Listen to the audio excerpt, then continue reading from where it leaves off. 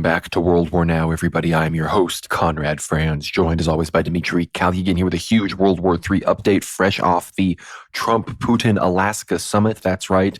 The biggest nothing burger ever just occurred.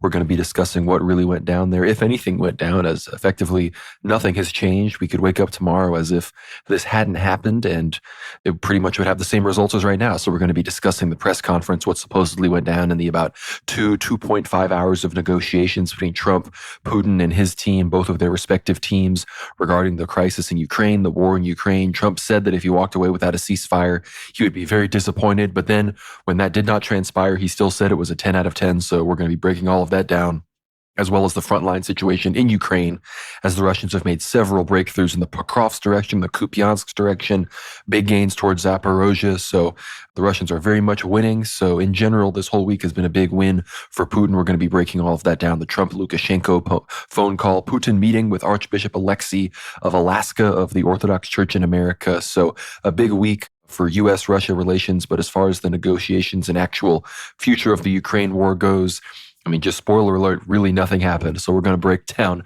our full analysis of that. Then we're going to move over to the Levant, where big things are happening in Lebanon. Hezbollah is threatening another civil war, effectively, if the Lebanese military and government try to disarm them. Iran is openly supporting them, meeting with Lebanese officials to try to gain their support. The Gaza genocide continues with a new plan from Smotrich, meant not just to continue the annexation of Gaza, but to fully end Palestinian sovereignty in the West Bank, pretty much destroy the plans that these countries, France, the UK, Portugal, Canada, all these countries have for recognizing a Palestinian state at the UN General Assembly in September. Smotrich's plan will effectively render that null. So big Israeli developments. We're going to be discussing the church persecutions in Israel as well. What's going on in Syria as the Druze continue to escalate with Israeli help against Damascus, as the SDF refuses to integrate with Damascus and Syria, and Turkey continues to arm the groups against them. So we're going to be discussing all about that. Ted Cruz trying to get Trump to recognize Somaliland, major World War III things going on in Africa, all sorts of fronts, protests in Serbia,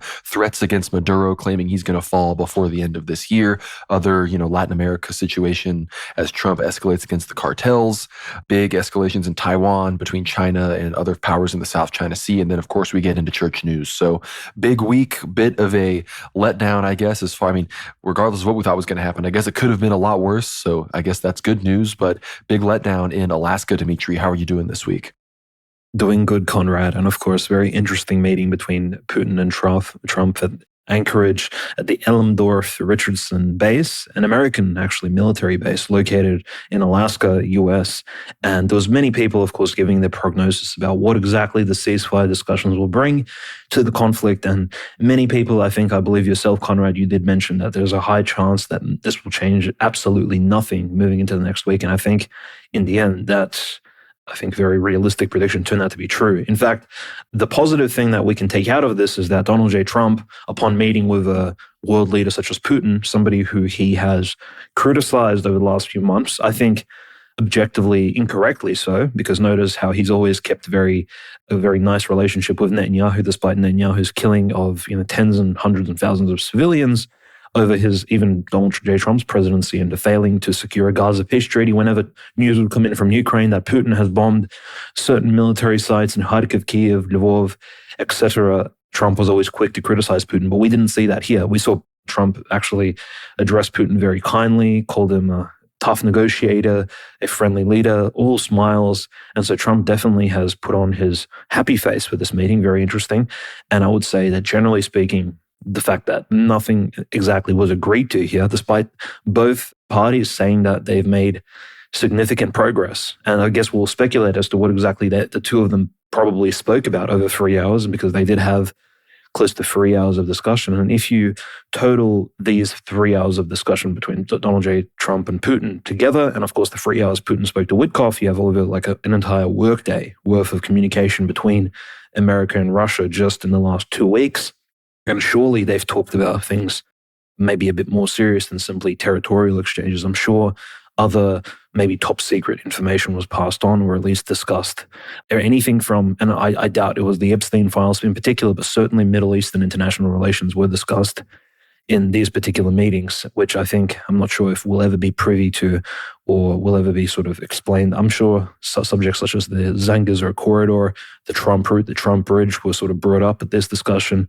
But primarily, of course, they most likely spoke about the need for the Ukraine war to come to a ceasefire and for both sides to come to the table and definitely sign something with Zelensky, which, there is no document prepared, Conrad. There's no signatures here on paper. It's just verbal agreements to continue the peace talks. And in some ways, this would level out Trump's peacekeeping, peace negotiating skills to the level of, say, somebody like President Erdogan of Turkey, who successfully has held over 3 different peace negotiations between Russia and Ukraine over the last 3 years on his own territory. And Trump, he's only sort of getting started. Is quite new at this particular endeavor.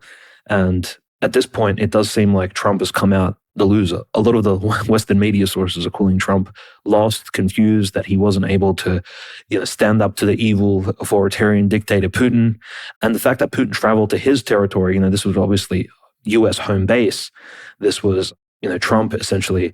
I mean, we just have to view it from a perspective of even in ancient times when 2 countries were even in a proxy war of styles, say, even during Gaius Julius Caesar's campaigns in France, when he would besiege Alesia, and of course Vercingetorix would visit Gaius Julius Caesar to surrender his Gaul Celtic forces to Gaius Julius Caesar. It was Vercingetorix traveling to Caesar to have those sort of peace discussions, not the other way around. And here we have Putin coming to Trump, and yet no results coming out of it. It's almost as if, again, Trump has failed to set any sort of standards. He's failed to put his foot down and, again, push the brakes on Putin's tremendous gains over the past few weeks. And I think that's probably one of the greatest news stories that we have is Russia's frontline updates, which we'll get to in a moment. And most importantly, Conrad, Trump couldn't fail but to present us with a WWE display. He, of course, flew 2 of the B-2 stealth bombers over Anchorage, Alaska, just in presentation. Putin saw them visibly, and these were the 2 bombers actually involved, I believe, if I'm not mistaken, in the Iran bombing of the Fordo base and the other 2 bases located, apparently, dealing with nuclear enrichment sites and centrifuges in Iran. So obviously a show of force by Donald J. Trump because Russia doesn't have such technologies such as the B-2 bombers, these stealth, heavyweight nuclear potential bombers. And with all of this show kind of putting on display, Trump failed to really set Putin straight. After all the tough rhetoric that he was giving him over the last 2 months, calling him bloodthirsty, calling him unreasonable. And in my eyes, I think Putin came out definitely as a victor because at the moment, just if you think about it, the next peace talks, say they happen in 2 weeks or a month from now, Russia will be in a much stronger position if it continues to advance along the front lines, and it'll have a lot more leverage to discuss, including potential territory swaps and territory exchanges. And that's one of the, I think, predictions which we sort of discussed last week, but they didn't actually eventuate here. There was no guarantee or any stamping or even signing of any agreements about ceasefire lines or about where exactly the borders will be drawn between Russia, Ukraine, or if any buffer zones will be created. So I think it's very interesting how this discussion ended up essentially being a nothing burger and just a happy meeting between 2 powerful world leaders. So very surprising indeed. Yeah, when we consider how, again, just a day ago, Trump was saying that if there was no ceasefire, he would walk away, he'd be disappointed, he'd be angry. But then after this, which had nothing even close to a ceasefire, no kind of agreement, no nothing, just to sort of hint at a future meeting. And Putin at the end said, we'll meet in Moscow. And Trump was like, whoa, whoa, whoa. So really absolutely nothing. Everyone left. There was supposed to be a working lunch afterwards that got canceled. So at a certain level, the negotiations somewhat failed. But Trump, he got his photo shoot. He had people like Hillary Clinton and others saying that if he pulls this off, we're going to give him the Nobel Prize. So it's sort of all this theater for a lot of people. I think for many, it will satisfy some sort of, something inside them that will make them think, oh, well, he's doing a good job. But at the end of the day, it was a big victory for Putin. Putin now was able to meet Trump, gain legitimacy, and whatever sanctions that Trump was threatening, the secondary sanctions on India and China, other escalations in the war, arming Ukraine, these sorts of things, those are totally on hold for, I don't know, at least a week. As, these things sort of get worked out, I'm sure there's going to be more discussions over the phone and behind the scenes as more channels have been opened up. I guess at best you could call this an opening up of more communication channels, more direct communication channels, bilateral, communication channels between different parties at different times where not everything is so tightly monitored. But at the end of the day, Putin here is, able to completely continue the massive advances the Russian military is, accruing on the front line, while also, ostensibly maintaining this illusion that he's looking for peace and that he is accepted by the U.S. and the international community, as opposed to Biden, where, there was no workers at any embassies, total diplomatic isolation, full ICC. I mean, even though the U.S. isn't part of the ICC, if Putin had entered the U.S. under the Biden regime, they probably would have shipped him off to be prosecuted for war crimes or something like that. So, very, very big development regarding Putin's, perceived legitimacy in the eyes of the West. And obviously the Ukrainians are probably going to be very unhappy about how this went down. But at the end of the day, besides the photo op and this sort of, big thing that's going to be talked about, I guess, in the proverbial history, but I mean, the literal history books will talk about this. I don't see how the U.S. interest, which again, I don't think is actually in the U.S. interest, but the ostensible U.S. interest behind maintaining as much of Ukraine's land as possible, I don't see how that was exactly moved towards in this summit anyway. So again, unless they're willing to just completely let Ukraine, end up how it is, then that's not really going to be very serious. Because as Trump continues to say that the Ukrainians are going to be the ones responsible for a territorial swap, I mean, the main comment we can glean as to how this actually went from Trump was that we agree on most things, but there's one thing we just couldn't really agree on. And obviously that one thing is the one thing that actually matters, which is territory and the swapping of territory and what the map is going to look like. And Trump is just punting the football to the Ukrainians, which effectively means nothing. It just means, well, it's just a long-winded, cop-out of saying it's going to have to be decided on the battlefield. If it's going to be decided on the battlefield, then the Russians need to keep going for broke, taking as much as possible. So I think that's what we're going to be seeing here. If you have any more comments, on potentially what else could have been negotiated, Dmitry. I mean, the actual delegations who went themselves were fairly interesting. Putin brought Lavrov, Kirill Dmitriev, I believe the Russian ambassador to the U.S., whose name I'm forgetting, and Trump brought Marco Rubio, Steve Witkoff, Scott Bessent. Hegseth was there, but he wasn't in the immediate delegation. So perhaps your thoughts on specifically who they chose to bring. Of course, Medvedev was, back technically in charge of the Kremlin while Putin was gone. I believe that was the chain of command worked that way. But before saw Kirill Dmitriev, he saw a bear in Alaska and immediately started approaching it, which, very Russian of him. And, Steve Witkoff ostensibly was probably the most responsible diplomat for all of this. As you mentioned, Dmitry, he had the most conversations with Putin preceding all of this. So an interesting cast of characters. I'm wondering your thoughts on that choice and just in general before we, maybe move on to actually discussing the front line, what you actually thought about this meeting and how it actually went, besides the fact that nothing happened.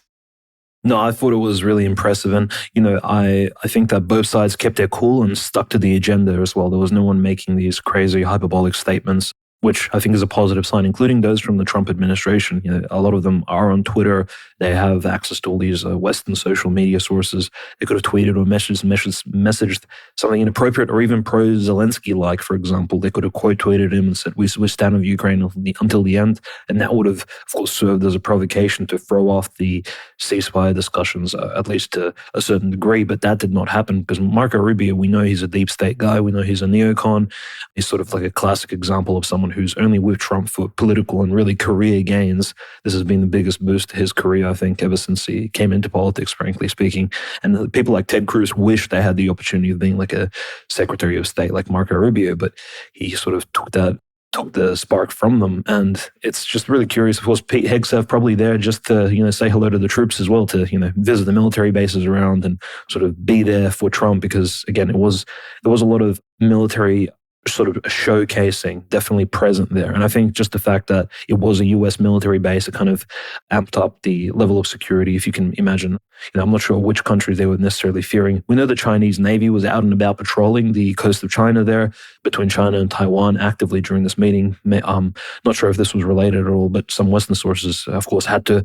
And, listen to our eighth hour about Taiwan and China that recently was released with Steve Sue to sort of see exactly how Chinese geopolitics, of course, relates to what happens in the Pacific. But, Alaska being on the Pacific coast, of course, made all the Western sources sort of take a look at China for a brief moment. But the delegations, of course, are very mirror matched in some way, because Kirill Dmitriev is either the Keith Kellogg or he's the Steve Witkoff version from President Putin's side. And of course, Yuri Ushakov, the deputy foreign minister, is sort of one of the I believe there are between 8 and 10 deputy foreign ministers in Russia at the moment who are just under Lavrov. And Yuri Ushakov has been very active in Russo-Ukrainian negotiations for a few years now, but he would probably be the equivalent of like a Keith Kellogg in this particular discussion. I'm not necessarily sure how right-wing or how conservative he is, but definitely most likely just as right-wing as like someone like Vladimir Medinsky, who we know is, we can say he's a patriot in Russia, but like a left-wing patriot. Maybe like I don't want to besmirch him too bad, but he's basically like a Marco Rubio. Marco Rubio loves America, but he loves his own specific type of America. He wants America to be crafted in its own sort of neoliberal image, and that's the unfortunate thing. And look, there's been a lot of positive things said about the meeting of Archbishop Alexios of Alaska, the OCA bishop there, with Vladimir Putin. I think that was amazing that Vladimir Putin actually met up with the ruling hierarch of Alaska, and one of the best OCA bishops from what I've heard, Conrad, and it's very impressive that Putin actually took his time, yeah. And look, I think it shows as well, not just that Putin respects the Archbishop, but that he still listens to Patriarch Kirill, because I think it was Patriarch Kirill's lead that probably told him to meet up with the bishop. I think it was his pointer that organized the entire exchange.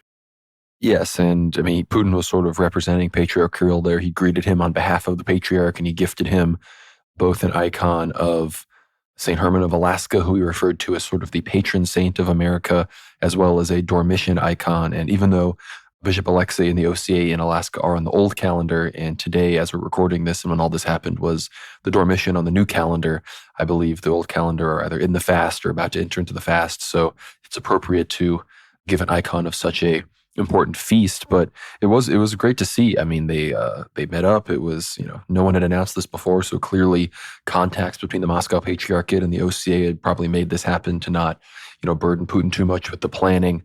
And I believe it occurred at the military cemetery where there are several, USSR Soviet soldiers that are buried there, because in the press conference with Putin and Trump, Putin, put great emphasis on the land lease pilots that flew from Alaska over to Russia to supply the Soviet Union with all of its, weapons that they fought against Nazi Germany with on the Eastern Front. And, many people died doing, those sorties and missions over, Japanese were trying to interfere. It was over the Arctic and these sorts of places. So very interesting history. Putin mentioned, of course, the shared Orthodox heritage as well. Alaska, 5 to 6% Orthodox as a state, one of the most Orthodox states in the Union. So a lot of heritage. You see the most iconic churches, the oldest, most historic churches across Alaska are all Orthodox churches, from the time when Russia owned Alaska, from then the Russian mission was there. There were Russian companies that were there doing fur trapping and other things. So a very, very fascinating piece of history. And when the bishop met with Putin, again, this isn't a ROKOR bishop, so there's really no connection. The OCA is autocephalous, but again, they are on the old calendar, and more so, frankly, than any ROKOR diocese, they have the most connection to Russia, both physically, proximity-wise, and, many of even the natives, the Alaskan natives, the Aleuts and others there, they still speak Russian and maintain a very Russian liturgical heritage. So it was great to see Putin recognizing that, giving Archbishop Alexei this gift. And yes, Dmitry, you're right. Archbishop Alexei, I would say, is by far the best OCA bishop. He's an Athonite himself. He, is a convert from Methodism in Delaware. So it's very funny to see a Methodist boy from Delaware has become one of the highest ranking bishops in America, now meeting Vladimir Putin for the first time. Putin set foot in America in 10 years, by the way. And I think maybe in 2015, or maybe it was longer before that, one of the last times he came to America, Putin visited Jordanville, the ROKOR monastery. So both the OCA and ROKOR getting some love here in the past few decades from the Russians. But that was probably, in my opinion, the best thing to come out of this summit, because anything diplomatic or to do with the war in Ukraine seemed pretty much irrelevant or to be a wash and not happen. So, this little gesture, this I think is a good sign for Orthodox unity, for, unity between the OCA, the MP, ROKOR, all of these groups. And of course, the OCA is still in communion, even with the EP and GoArch, even if they don't fully recognize their autocephaly. So I think a very good moment for Orthodoxy and the church. But unless you have anything else to say about any of those other characters, Dmitry, I noticed, Belousov, he was not there, whereas Hegseth, well, I don't think he was in the negotiating group. He was present. So a bit of an interesting statement there. Like you said, some people are debating whether or not the B-2 bomber flyover was a threat or was more of a, generous welcome. Like, we're pulling out all the stocks here. I guess you could interpret it both ways. But the fact that they were the literal B-2 bombers that Trump used to strike Iran, I think that is a bit of a statement. So we have to take that for what it is. But ultimately speaking, that might have only occurred because Trump knew that Putin was the one coming away with the victory, whereas all he was coming away with was at best a good photo shoot. So I'd like to hear your thoughts on the front line situation, Dmitry, because as far as I can tell, the Pokrovsk breakthrough is still expanding. The Russians broke through the main Ukrainian line in the Donbass near Pokrovsk, and they were sending in, I guess, thousands of motorcycle-bound troops, these small groups that then dispersed outwards and have been hitting the Ukrainians from behind. From Rem Navarim here, this says Ukrainian lines in the Kupiansk direction have also begun to collapse after Russian infantry units began storming northern Kupiansk city last night. The Ukrainian defensive lines east of the Oskol River began to crumble. Russian forces captured an incredible 87 square kilometers of area. Multiple fortifications have fallen to Russian control. Note the area captured is not only some of the most densely trenched territory, but Russia had been unable to move the front in this area for well over 12 plus months until now. Fighting has begun for the large town of Petropavlovka. So a lot of big news. Apparently things have been happening near a lot of the breakthroughs as well. They've been trying to do secondary breakthroughs, 10s, 12, 15 miles away from the breakthroughs they've currently made. So big developments across the front. We're seeing advances in Zaporozhye as well. Meanwhile, the Ukrainians are also responding with pretty enormous drone strikes. So, Dmitry, I'd love to hear a full frontline review here because while, again, Putin has successfully, I think, based on the words Trump, I don't think is going to immediately after this meeting that he said it was a 10 out of 10, start slapping these secondary sanctions around. So Putin seems to have gained sanctions relief, economic relief, relief from new weapons being supplied to Ukraine, while still being able to do whatever he wants on the battlefield, which is very much unfolding in his favor right now. No, absolutely. And just to start on the front lines, absolutely, Russia has made enormous gains just in the past 7 days since the recording of our previous episode 130. Russia has made 14.5 kilometers forward, so frontal progress gain into Ukrainian-held land. And that's, of course, enormous. I think it's some of the most gains we've seen in the last 2 years straight. And of course, I'm not talking about the reconquista that Russia conducted in Kursk. Of course, those gains were very significant, especially after the taking of the city of Sudzha itself, but just strictly into territory which Russia previously really had not occupied for any extended period of time. And, the interesting thing is last week we spoke about Russians, of course, entering into the center of Pokrovsk basically being shattered from the inside out, because now the Russians have occupied, a fair bit of the center of Pokrovsk itself. So essentially, if you think about it, it's almost like a donut with the Russians being inside of it, just in the center, and the Ukrainians on the outskirts, suburbs of Pokrovsk really are being confused as to what the Russians are doing amidst them. It's very hard. Communications being broken down. Pokrovsk and the entire front line there between, where Zaporozhye meets Donetsk, the Donetsk People's Republic, they estimate that as many as 100,000 Russian troops and servicemen are actually either in position or fighting at some point on that front line. And that's, I think, a realistic estimate, Conrad, because if you think about it, the Russians have somewhere around 700,000 troops probably in deployment on some position across the entire 1,000 kilometer or 650 mile stretch of the entire front lines, all the way from Sumy, Kursk, all the way down to Kherson and Crimea. And so you'd have to estimate that, at least 100,000 Russian troops are conducting combat there on Pokrovsk and around those areas near Zaporozhye, Donetsk People's Republic. But the interesting thing is the Russians, as they were making huge gains in the center of Pokrovsk and, of course, fighting in the suburbs there, that has, of course, continued. And we've heard news about the Azov battalion actually entering into Pokrovsk now. That's the 3rd Infantry Brigade, as they call them, Troika. Sometimes in Ukraine, you'll hear Troika. That essentially is a reference to Azov. And Azov is now active, just like in Avdiivka. It seems that they allow the most elite commando, I guess one of the most ruthless and potentially the most PR-driven military unit in Ukraine to, of course, enact its defensive measures to hold the city for as long as they can, or maybe even to support Ukrainians as they retreat out of the city. We'll see what exactly Zelensky chooses to do, if he calls for the retreat, or if Syrsky, as they call him, like the butcher, right?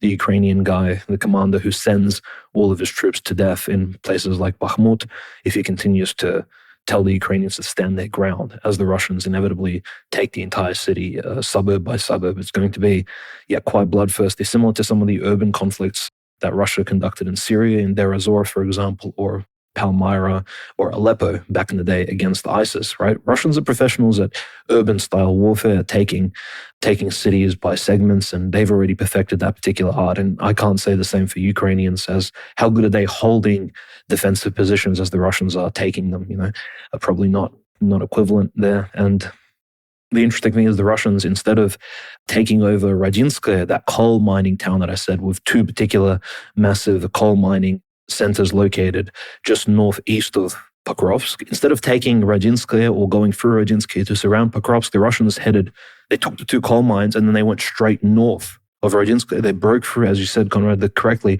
They sent out what seems like tens, if not hundreds, of DRG disruption scouting forces. These are parties of 2 or 3 Russians on motorbikes, quad bikes, deep behind Ukrainian enemy lines, some of them going off-road, disrupting, attacking Ukrainian drone launch sites, cutting communications, probably attacking Starlink terminals and other things.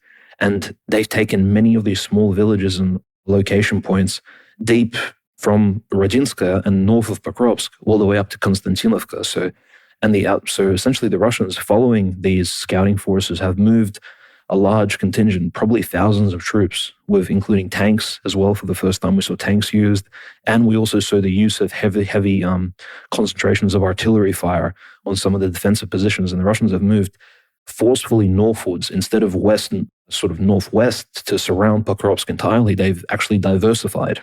So Pokrovsk is well and truly, Russians are taking it step by step, but they've also diversified. Now they're heading north towards Konstantinovka, and that's very key because Konstantinovka kind of opens you up to the so-called fortress belt that they've built up since 2014, which of course comprises of Konstantinovka, Kramatorsk, Slavyansk, Liman, and of course Bakhmut was also sort of part of that, leading all the way up to Izyum.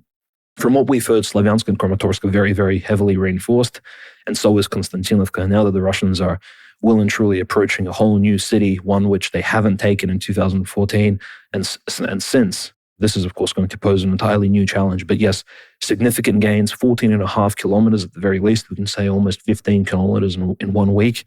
Huge gains, huge territories being taken by the Russians. And this is a huge victory of morale for the Russians. This particular visit of Putin to an American base, it doesn't look like a visit of a loser. It's a visit of someone who has something potentially to discuss, someone who has an ace up his sleeve. Putin has a royal flush coming, and I think the Russians are not demoralized by the fact that their president is visiting essentially one of the leading countries of NATO, an enemy base on an enemy territory. I think on the other hand, they're kind of seeing this as, well, Putin has something now to argue about with the enemy. Maybe there's real concessions that the West can make to Russia, probably big territories such as the rest of Kherson or the rest of Zaporozhye. So huge gains, of course, on the front lines. At the same time, in the north, in Kharkovskaya Oblast, Lugansk, and the north of Donetsk, you have the city of Kupiansk. The Russians have well and truly begun besieging Kupiansk, now fighting on its outskirts. And once Kupiansk falls, we might see this again, hypothetically, a giant cauldron form where the entirety of the Donetsk Oblast will be at threat of a Russian surround.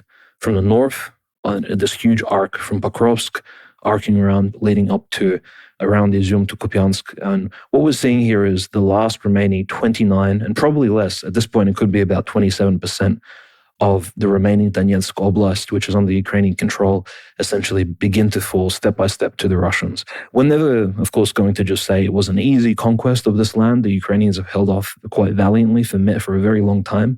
But I think given the losses, Conrad, from what we can estimate, easily over 100,000 Ukrainians have died trying to hold this territory back. These are losses which can only be equated to something from the Second World War. We have to ask ourselves, was it worth it for the Ukrainian government to try and hold these particular points? Because geographically speaking, there's nothing really that, besides urban constructions, old mine shafts, and Soviet industrial buildings, there's no real defensive positions. There's not like any major hillsides or mountains that create natural defensive terrain. So it's pure stubbornness, essentially, that has forced the hand of the Ukrainian command to say, look, we're not leaving these territories because we need to hold them for symbolic purposes, right? It's not like this is a Stalingrad type situation, but the Ukrainians are treating it as such. And so when the question arises as to who's responsible for mass death in this war, I think we just have to point at somebody like Syrski or Volodymyr Zelensky himself. And yes, the Russians are quickly advancing towards Konstantinovka. At the recording of our next episode, I'm sure we'll maybe even discuss, now that the Russians are on the outskirts of Konstantinovka, an entirely new siege. Perhaps even Pokrovsk itself will fall. And the Azov battalion, I think its reputation is almost turning into that of a Grim Reaper. So if Azov shows up to your city, Conrad, that means it's about to fall to the Russians. So the Azov is there to sort of help. And people are claiming that the Azov are like these Nazi SS stormtrooper battalions. They're basically, and again, for propaganda type purposes, they're slaughtering Ukrainians who are trying to escape and evade the Russian assault. So any Ukrainians who are sort of turning to flee combat lines, the Azov are slaughtering them. I don't know how true these rumors are, but in any case, there's also been some footage quite disturbing because Pokrovsk mostly has been evacuated from civilians, but the Russians, as they're taking these various suburbs, they are finding victims of assault. They're finding bodies of civilian Ukrainians with their hands and feet tied. They're just corpses, basically, with varying levels of abuse in different basements. And there's quite harrowing footage coming out, and it's very obvious that this sort of abuse was not done by the Russians. It was clearly done by the occupying Ukrainian forces of various ethnicities and, shall we say, like religious backgrounds. So it's entirely unclear exactly why the Ukrainians have been abusing their own national population, unless these, of course, are representatives of different nationalities doing this. And eventually, hopefully, it'll be looked into, just like Sudzha when we saw the desecrated Orthodox Christian churches and such. And Pokrovsk, just generally speaking, there are many Orthodox Christian churches, and I believe up to 2 monasteries located there as well. So hopefully not much damage will be done to them as the conflict escalates further, because inevitably it will. Hopefully this city is not turned into something like Chasiv Yar, which we've seen recently, completely annihilated. It looks something like out of a post-apocalyptic movie, like something from the Planet of the Apes, perhaps. It looks completely unlivable, right? Not like even worse than Mariupol, which has been rebuilt over the last few months. Yeah. So tremendous gains by the Russians on the front lines. It's entirely inappropriate to say that Putin is desperate for a ceasefire treaty or Putin is desperate for peace when the Russians have made such gains that they really couldn't have even hoped for last year. And so for those in the West claiming that Russia is desperate and its economy is crashing, there's no real signs. Yes, the economy is struggling, but there aren't any signs of Russian weakness either on the front lines or somewhere in the economy, in the Russian bureaucracy. If anything, the Russian people are united around one particular victory, just like the American people are still, unfortunately, for better or for worse, united around the victory that Trump took politically in November and, of course, his inauguration in January. People are united around him, and the Russians are united around Putin, his progressive liberation of Russian territories in sort of Zelensky-held Ukraine. So it's a mirrored situation happening here. Yeah, and the situation on the front line as far as the gains go, I mean, according even to ISW, these are not pro-Russian sources at all. On August 12th alone, the Russians gained over 110 square kilometers of territory, and that was specifically in, I believe, the Pokrovsk direction. So since August, we're talking about thousands of square kilometers gained. Since the beginning of this year, we're talking about, almost potentially tens of thousands of square kilometers gained here as all of these numbers add up. And again, who knows how deep some of these Russian reconnaissance groups really are. We knew that Russian soldiers were in Pokrovsk well before any of the maps really showed them there. So, big news. The other thing, of course, is, and regarding these negotiations, we all were a little bit afraid that potentially Putin would be willing to concede a lot of things that he didn't need to in hopes of more quickly gaining the cities Zaporozhye and Kherson, which, of course, as the Russians have said, there's no chance that they give those up. Those are constitutionally part of the Russian Federation. But it's very clear that at this point, Putin is waffling on having some strike or, coordinated blitzkrieg into Zaporozhye city. His people are at the border. His people are literally knocking at the proverbial gates of that city, and they're obviously choosing to not just go in. So we're very curious to see how they're going to handle that. But the only other things that, before we move on away to other fronts this week, is we're hearing news about Andriy Belitsky. They're hyping up more of these nationalist militia people to make them seem like the real enemies of Putin. If this is potentially a strategy to build up certain figures that have American ties, that when Zelensky is sort of forced to capitulate and then the people get angry if there's unrest in the streets, that they build up some characters to potentially take over. maybe that's what we're seeing here. But the final thing I'd like your thoughts on, Dimitri, before we move to Lebanon, Greater Israel, Middle East, everything going on there, is this Lukashenko phone call. We heard this Trump-Lukashenko phone call that occurred before the Trump-Putin Alaska summit. Apparently it went very well. Trump had very high praise for Lukashenko, and I guess it resulted in Lukashenko letting out 16 Belarusian political dissidents. I'm curious, who are these political dissidents? And, why did Trump think it was so important he needed to call Uncle Vanya himself? Yeah, so it's quite curious. I think a lot of the Russian political, I would say patriotic right-wing analysts are saying that the 16 prisoners Trump mentioned are exactly the same political prisoners that were released when Keith Kellogg, about a month ago, so roughly 3-4 weeks ago, visited Minsk, Belarus, and he had that discussion via translator with Lukashenko for a very long time. I would say it was several hours long. We weren't privy to the conversation, but essentially it was in relation to Viktor Tikhanovsky, of course, that strange husband of Tikhanovskaya, essentially like the Navalny type figure in Belarus. Now, Tikhanovsky, all I have to say about him is he's very different to Navalny. When Navalny had some sort of charisma and he had some sort of presidential behavior about him, you could see him perhaps sitting in some sort of top bureaucratical position in government or even holding a parliamentary position. Tikhanovsky is very weird. He's kind of a bit of a tweaker. Like, he moves around very differently. His eyes are a bit fidgety. I'm not sure if that means that things were done to him in prison. But even if you look at old videos of him before his imprisonment in Belarus, he's not a very charismatic type of figure. So very strange. And Keith Kellogg and Trump, they've organized his release and the release of these other 15 dissidents from Minsk almost as if it was a personal mission of some sort. Now, there's two potential hypotheticals here. One is that maybe Lukashenko, and he's sort of alluded to this himself, that he's trying to retire and he wants to retire completely unsanctioned and he wants to remove any sort of negative predispositions towards him from the West so that he can, again, complete his political career more or less in a peaceful state. And we can't say that we criticize him for that because, frankly, he has given the Belarusian people a relatively peaceful and, I would say, quite a nice existence for the last 30 years since he's been in power. So perhaps he does deserve that definitely positive retirement from Belarusian and Eastern European politics. Maybe he wants to go on certain pilgrimages or visits of European countries.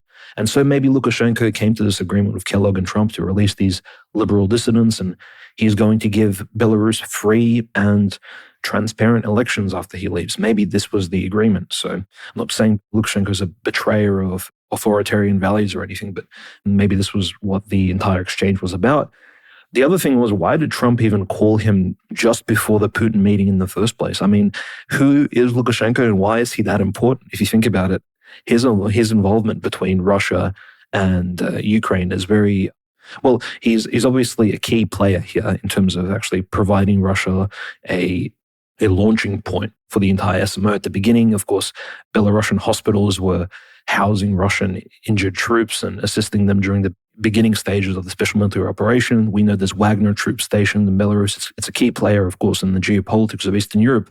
But why does Trump need to call specifically Lukashenko prior to his meeting with Putin? It's almost as if Lukashenko is this, like, the real puppet master behind Putin and Eastern European politics. And we can see a flashback about this, Conrad, to where, if you recall, when Yevgeny Prigozhin and Colonel Dmitry Utkin moved thousands of Wagner troops toward Moscow, and as they were traveling through Voronezh, approaching the Moscow city outskirts, suddenly Lukashenko made the call and contacted Prigozhin personally and said, me and you, we've been friends for a while.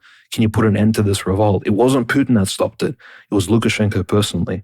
And nobody, by the way, knew, even insiders and political people who I follow in St. Petersburg, none of them knew that Lukashenko had friendly relations with Prigozhin. This was completely unknown. This was an unknown fact. Nobody even knew that the two of them have met or collaborated. So what do we really know about Lukashenko? Who is he? People are saying he's like the secret chess, the man behind the curtain. He's the real elder of Minsk, so just the learned elder of Minsk who controls all of Eastern Europe, and maybe even he's Putin's patron, because we view him as a younger brother to Putin, but perhaps he's the one really in control, and Trump sort of just gives him his dues by, thanking him over the telephone in a very respectful meeting. So, yeah, I think there's definitely a lot to say about Lukashenko. I'm hoping that eventually, once he retires, he actually reveals to us some of, maybe in an autobiography perhaps, which is fairly transparent as to what exactly his input has been. And like, lest I mention his relationship with Azerbaijan, Conrad, and Turkey and all these other places, he's a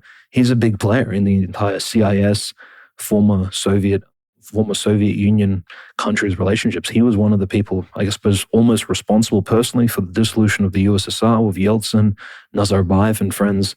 There's a lot to discuss here, definitely. And Trump, I think, understands that. He knows Lukashenko is one of the old guard, and he knows that maybe Lukashenko has this very strong, influential relationship over Putin. So he is giving him respect where it's due. So that's a very important point. And of course, Lukashenko's constant meetings with Putin as well, visiting many Orthodox Christian churches. There is a certain, I think, symbolism there. And just speaking of symbolism, sort of as we sort of close off this chapter of the Alaska meeting, Conrad, it's quite symbolic that it was actually the Dormition feast day on the new calendar, and that's the exact icon that Putin gave to the Archbishop of Alaska, Alexios, because the Dormition Cathedral in Moscow is the same major cathedral and church wherein the patriarchs, of course, crowned, and the Russian Tsars are anointed to rule over the Third Rome Empire. The Dormition feast day in Russia has always been a very capital feast day of the church. Out of the 12 feast days, of course, besides Orthodox Pascha and Easter, Christmas, the Dormition feast day for Russians has always been the central feast day at the end of August on the old calendar. So it's very symbolic. And I'm not sure if Putin really knew the symbolism of the Dormition and this meeting in particular, but it's a very royal feast day for Russians. And I'm not sure if the symbolism really goes too far, but again, we can almost speculate. Maybe it's providentially the case, because we know that this unfortunate conflict happening right now in Eastern Europe, I think inevitably leads us through the Third World War into a new rejuvenated Russian world, hopefully led by a Russian Orthodox Tsar at the end of it all. And where will that Tsar be anointed? Of course, at the Dormition Cathedral. And our hope is that maybe some of our listeners will be privileged enough to witness that event in person. I think that would be one of the most amazing events. Just like Tsar Nicholas II, he traveled from Petrograd as a crown prince, and he was anointed at that exact cathedral in Moscow all those years ago, over 125 years ago now. So what an amazing sort of feast day it is. And I wish everybody a sort of great feast day this weekend, and for all the old calendar folks to enjoy that in the next fortnight. So it's quite an interesting meeting, Conrad. And unfortunately, I do need to mention one more thing. And a lot of people, they could bring this up as a point of contention to Putin. Well, Putin didn't ask Archbishop Alexius for a blessing, right? He didn't bow. He didn't give the general greeting. And I think that's just the sign. It's the sign that Vladimir Putin very much is led by Patriarch Kirill and his advice. I bet he didn't know that he needed to give an icon of the Dormition from the Patriarch. He probably wasn't even aware that the feast day was, again, taking place. His mind was preoccupied with the realpolitik, geopolitical concerns of the day. And that's why the Symphonia is very important, so that one particular branch of spiritual power can focus on the spiritual realm and advise somebody like Putin, who perhaps is badly catechized, doesn't really know how to conduct himself around bishops, and he can again advise and help Putin sort of regain his true Orthodox heritage that he was unfortunately not brought up in, but one in which he participates today. So I think we shouldn't view that too critically, the fact that Putin didn't ask the Archbishop for a blessing. I don't think it was disrespectful. I think he simply probably just forgot in the sort of heat of the moment. So I think we need to view it a bit more in good faith. No, I would agree. And definitely blessed Dormition to everybody. And as far as the news are, Dormition Cathedral, or depending on how things go in the next few years, maybe Hagia Sophia itself once again. So many different possibilities. And we're going to discuss a little bit about Turkey here in a second. But I think that's a good way to close the chapter here, about 45 minutes in, on the Alaska Trump-Putin summit, which again, effectively had nothing in and of itself. If anything, we learned more from what didn't happen because nothing happened, as opposed to anything that was drawn up or any agreements that were concrete. But moving to the south, I wanted to start with Lebanon, because I think that is where currently some of the most interesting developments are unfolding as far as the Greater Israel Genocide Regional Project is concerned. Naim Qassem recently addressed the Lebanese military's decision to fully disarm Hezbollah. He said there will be no life in Lebanon if the government tries to confront Hezbollah. And he also went on to say the Lebanese government is carrying out American and Israeli orders to end the resistance, even if it means a civil war.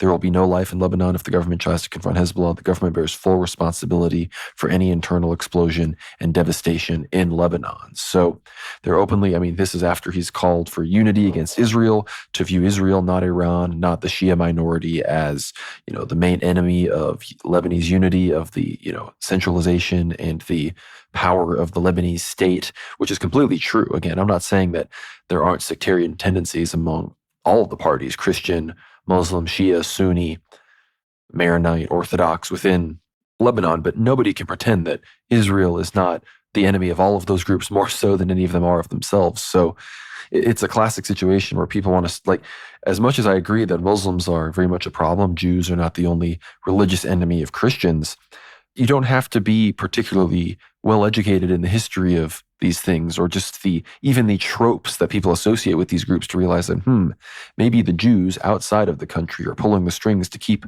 the internal factions divided. I don't think this is that complex of a concept for grown adults to understand, but Israel is nonetheless striking with impunity, especially across southern Lebanon. They refuse to leave the 5 points. It's actually more than 5 points, but they openly occupy these 5 points in southern Lebanon still. They strike across the entire region with impunity. And ultimately, I think it's having enough of an effect where I think the Hezbollah people think that, they will have enough support if they really need to fight for their weapons, because them disarming under pressure from the U.S. and Israel with their allies in the current Lebanese government, well, I think they know how that's going to go. But, at the same time, one of the deputy Iranian foreign ministers, actually, I believe one of the representatives of the Iranian supreme leader, yes, it was Ali Larijani, the secretary of the Supreme National Security Council of Iran. He arrived and met with President Joseph Aoun, and he said that Iran is ready to accept, any invitation to help the Lebanese. I think in their implication, of course, is to stand against Israel. Obviously, they were there to sort of win goodwill with the current Lebanese government on behalf of Hezbollah. I think this is sort of indicating that the Lebanese government is definitely going to hold off on any immediate military action. The Iranians, obviously, there's been big news about how, for example, the new Syrian regime has successfully kept any of these weapons routes that the Iranians used from Iraq or from Iran to ship through Syria to Lebanon to the Shia clans that ally with Hezbollah on the border there. Apparently, those have been successfully completely cut off. That was likely what a lot of those clashes a few months ago between, these Shia clans and the Syrian government on the border regions were. So I'm sure the Iranians are obviously trying to form new paths and new relations with the government now to exercise soft power, and they obviously are making sure Hezbollah knows they have their support, or else Hezbollah probably would not be openly threatening civil war if they didn't disarm. So that's the big update from Lebanon. Before I go to Gaza and Syria, Dimitri, I'd like your thoughts on what's going on there in the north, because I think, Gaza and Lebanon in the north and the south, I believe it was the Israeli chief of staff, he openly said, we're fighting in Gaza in the south, we're fighting in Lebanon in the north, we're fighting in Syria. Of course, we're fighting against Iran, farther east, and we have the front against the Houthis. It's, 5, 6, 7 front war at this point. So Lebanon this week, I think, was very relevant. And the threat of a new Lebanese civil war, I know for many Lebanese Orthodox Christians, that sounds horrifying. But again, as much as I recognize that the Muslims there were responsible for many atrocities, if the Lebanese people can actually unite against Israel, a Lebanese civil war can definitely be prevented. No, definitely. I think the president of Lebanon at the moment, Joseph Aoun, of course, newly elected, he's a Maronite Christian himself. He's clearly sweating bullets, even meeting with Ali Larijani at the moment, representing Iran. And he made it very clear that even after the meeting, that no armed groups should be allowed in Lebanon. And Ali Larijani, I think, tried to emphasize the fact that Hezbollah had the security and of course, the defensive concerns of Lebanon in mind. We don't know exactly the conclusive results of the meeting. Nothing has really passed.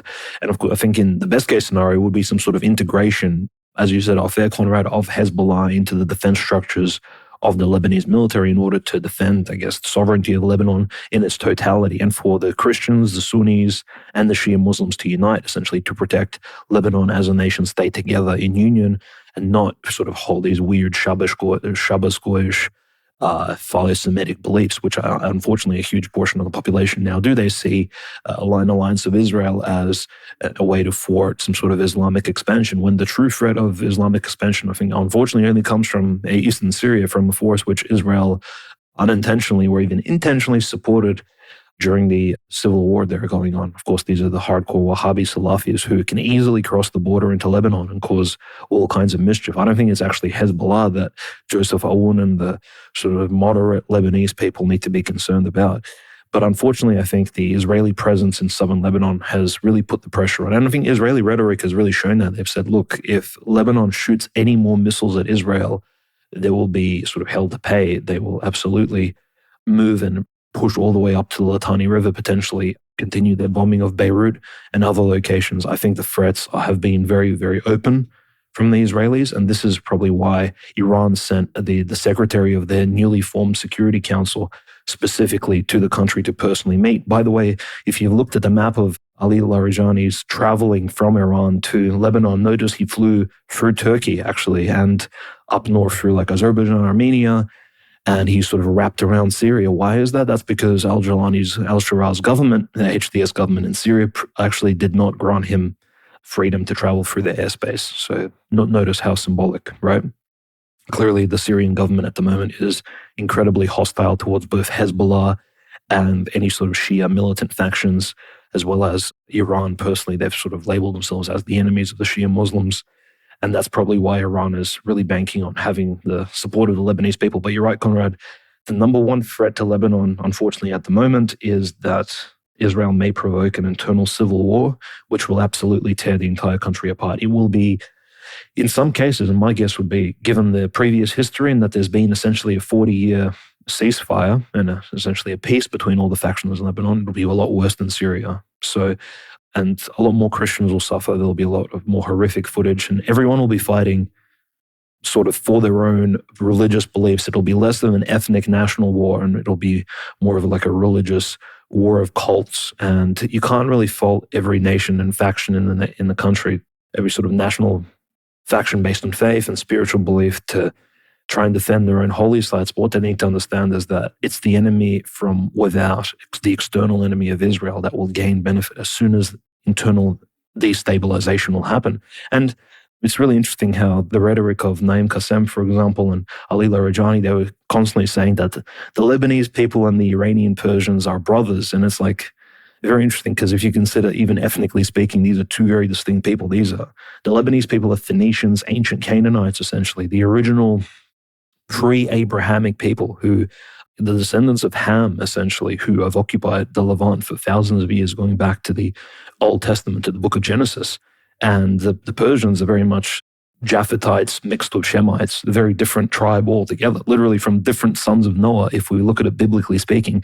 So I suppose they are brothers in a very disconnected sense, like almost as different as Russians and Egyptians are. But in any case, I think the Shia unity that one particular minority of Lebanon holds really brings them much closer with Iran. So we have to consider that. Unfortunately, I think if the Shia Muslims didn't hold prominence in Lebanon, Conrad, Iran would be a lot less interested in Lebanese sovereignty altogether. So we have to kind of understand, I'm not saying Iran is doing this out of pure pragmatism, but in a way they are. And we just have to view it from this sort of perspective, that my hope is that if a civil war does break out in Lebanon, Iran will be supportive, and they don't have necessarily a land bridge to Lebanon, but they'll be supportive of providing humanitarian aid, of diplomatic support to sort of end the conflict as soon as possible. My hope really is that it doesn't break out and that Israel finally de-escalates and actually leaves all of the territory that it's occupied south of the Litani River, so that there won't be any further bloodshed, especially more Christians dying in that particular territory, because we know as soon as things break down, it'll make the Syrian civil war look like a walk in the park, like some sort of entree to what will take place in the Middle East. We'll see. And who knows what kind of evil Wahhabi sects will cross the border. All those Central Asians still marauding, and they're being investigated now in eastern Syria, just outside of Tartus and Latakia, with their guns ready, and they're looking for conflict. They haven't had enough bloodshed since March of this year, when they were slaughtering Christians, Alawites, and all kinds of minorities on the west coast of Syria. They're still around, those particular tens of thousands of mercenaries from Central Asia. They'd love to cross the border into Lebanon, join up with the radical Sunnis there, and cause mischief. So it's very concerning. And Naim Qassem is correctly put. He said that, look, if Hezbollah is told to disarm, he says, there will be no life in Lebanon. I'm not sure what he means by that. I don't know if Naim Qassem is taking a very hardliner stance. He's the leader of Hezbollah, so maybe he's warning the Lebanese government that, look, if Hezbollah is told to disarm, we're going to resist and there will be war. So again, as much as we dislike civil war, Naim Qassem is maybe saying that, look, if you ask us to disarm, you're basically provoking it. So very harsh warning indeed. So it'll be very interesting how things develop over there. And we just have to pray for peace in that particular area, because many European countries will, without a doubt, take a lot of traumatized and PTSD'd Christians from the region once the situation, I think, inevitably breaks down if Israel has its way. The situation there it's unfortunate how it's going. And you mentioned, the Iranians, it's not even so much about Shia religious unity. The Shia are the only people that are consistently standing up against Israel. The axis of resistance, even though parts of it have been destroyed. For example, Hezbollah at this point is still, the war against Hezbollah and Israel never ended. Remember, Hezbollah did do a lot of damage to northern Israel. We have to give them, some credit where credit is due. They effectively destroyed the city of Kiryat Shmona in northern Israel, but that war is still ongoing. The Shia just can't defend themselves. Israel is striking with impunity, and the Lebanese military are effectively acting as the ground force, withholding Hezbollah from actually defending itself, and by de facto then defending Lebanon itself, because it is still occupied very much by Israeli forces. And why, of course, are the Lebanese doing this? It's because Tom Barak, the U.S. envoy, who's also the ambassador to Turkey, he is holding their feet to the fire. He is saying that they need to, before the end of this summer, they need to fully be implementing their plan to disarm Hezbollah. And why does that matter? Well, who's to the north of them? Turkey. Tom Barak is the ambassador to Turkey. Turkey is right up there. If things really started going away where Iran had real influence, the Shia were taking over, maybe the Christians actually decided to side with Hezbollah as opposed to siding with, the Sunnis, who are obviously going to be more aligned with the head choppers across the border in Syria that you were just talking about, Dimitri. Well, then the Turks could easily come in, say they have a mandate to, protect people or something, and then them and the Israelis and the Syrians, they could come in and totally, turn Lebanon into a real mess. But, Naim Qassem, not only did he talk about there being no life, he also said, we will not surrender the resistance weapons and we will fight a Karbala battle to confront this Israeli-American project. So, of course, they're referencing the Battle of Karbala where, Imam Hussein, the son of Imam Ali, was killed by the forces of Abu Bakr. That's, sort of the main distinguishing factor between Shia and Sunni Muslims. And, again, that's where the Ashura celebrations that is celebrated by Shia Muslims where they, beat themselves, that's where all of this comes from. So they're obviously making it very clear they're not going to disarm. And while we have yet to see fully, I don't think we fully understand how much damage Israel has truly done to their stockpile. Some claim over 50%, some claim they've only done damage to 10% of Hezbollah's real missile capabilities. I guess in theory, if things escalate again, we will see. And my prediction is that as things potentially escalate with Iran in the near future, which I'm going to get to in a second, we will definitely see Hezbollah missiles flying towards Israel once again, not in the far distant future. But going south to Gaza, of course, this is from anti-war. Israeli forces kill 50 Palestinians in Gaza over the past 24 hours. Gaza's health ministry said on Thursday that Israeli forces killed 50 Palestinians over the previous 24-hour period as relentless U.S.-backed Israeli attacks continue across the Strip amid Israel's preparation to escalate its genocidal war. The health ministry said that the bodies of another 4 Palestinians killed by previous attacks were recovered. A number of victims are still under the rubble and on the streets where ambulance and civil defense crews are unable to reach them at this time. On top of the violent deaths, Palestinians continue to starve to death due to the Israeli blockade and restrictions on aid. The health ministry said that it recorded 4 malnutrition deaths over 24 hours. That brings the total number of victims of famine and malnutrition to 239, including 106 children, it said. Among those violently killed by the IDF this week were desperate Palestinians seeking food aid. The health ministry said that 22 aid seekers were killed and another 269 were injured since the U.S.-backed Gaza Humanitarian Foundation began operating at the end of May. The health ministry has recorded the deaths of 1,881 aid seekers and the injuries of over 13,000. So really, really grim stuff going on still on the Gaza Strip, as Trump has reportedly given a full thumbs up to the plan to annex nearly half of the Strip, fully take over Gaza City, which effectively means kicking out every non-Jew, which is everybody. I really have no idea what that's going to mean for the Christians at St. Porphyrios, the Catholics at Most Holy Family Church, these other places. So really need to keep that situation in our prayers. But at the same time, as that is going on, the Hamas, Al-Qassam brigades, they are still fighting and resisting. This is from Geopolitics Watch. It says, following the start of an IDF major offensive towards Zaytun in northern Gaza, the resistance groups in Gaza have responded with clashes immediately. The Al-Saraya Al-Quds, which is Palestinian Islamic Jihad brigades, reported they detonated an unspecified anti-tank IED on two military vehicles near the Ashur oil press and the Al-Ayin Mosque of Tuta streets in Zaytun. The Al-Qassam brigades reported they targeted a Merkava tank using a Yasin 105mm dual warhead tandem. Near Zaytun, they targeted a Merkava 4 tank and a D9 Caterpillar bulldozer using, again, dual warhead tandems, Yasin 105mm. They carried out a complex ambush in Al-Barasi in southern Zaytun yesterday morning by targeting an IDF infantry force fortified in a building using thermobaric projectiles, proceeding with machine gun and sniper fire. The unit then destroyed 2 troop carriers by lodging IEDs into the commander hatches. While withdrawing, the unit then targeted IDF infantry forces fortified within 2 buildings using dual warhead thermobaric projectiles. Casualties were confirmed. The Mujahideen brigades reported one targeting IDF Merkava Bank using a Sadr projectile in Zaytun today. So multiple factions of the armed resistance in Gaza are conducting successful operations still. So we can expect heavy casualties, I think, in this operation in North Gaza. But unfortunately, as we're all anticipating these countries, again, whatever you think about these countries, I personally am no fan of Canada or the United Kingdom, but I'm giving them credit where credit's due. These liberals are being consistent, recognizing the Palestinian state. But unfortunately, if Bezalel Smotrich has his way, it will effectively be for naught. And this is from Anti-War again. It says, Smotrich announces major West Bank settlement expansion to bury the idea of a Palestinian state. The planned construction appears to be a response to Western countries saying they will recognize Palestine. The Israeli government is moving forward with a plan for the massive expansion of illegal Jewish settlements in the Israeli-occupied West Bank that would cut off the northern part of the Palestinian territory from its southern regions. A plan Israeli Finance Minister Bezalel Smotrich said will bury the idea of a Palestinian state. Smotrich, who also holds a position in the defense ministry that allows him to expand settlements, announced that he plans to approve the construction of 3,401 housing units for the controversial E1 settlement project, which has been frozen for decades due to international opposition.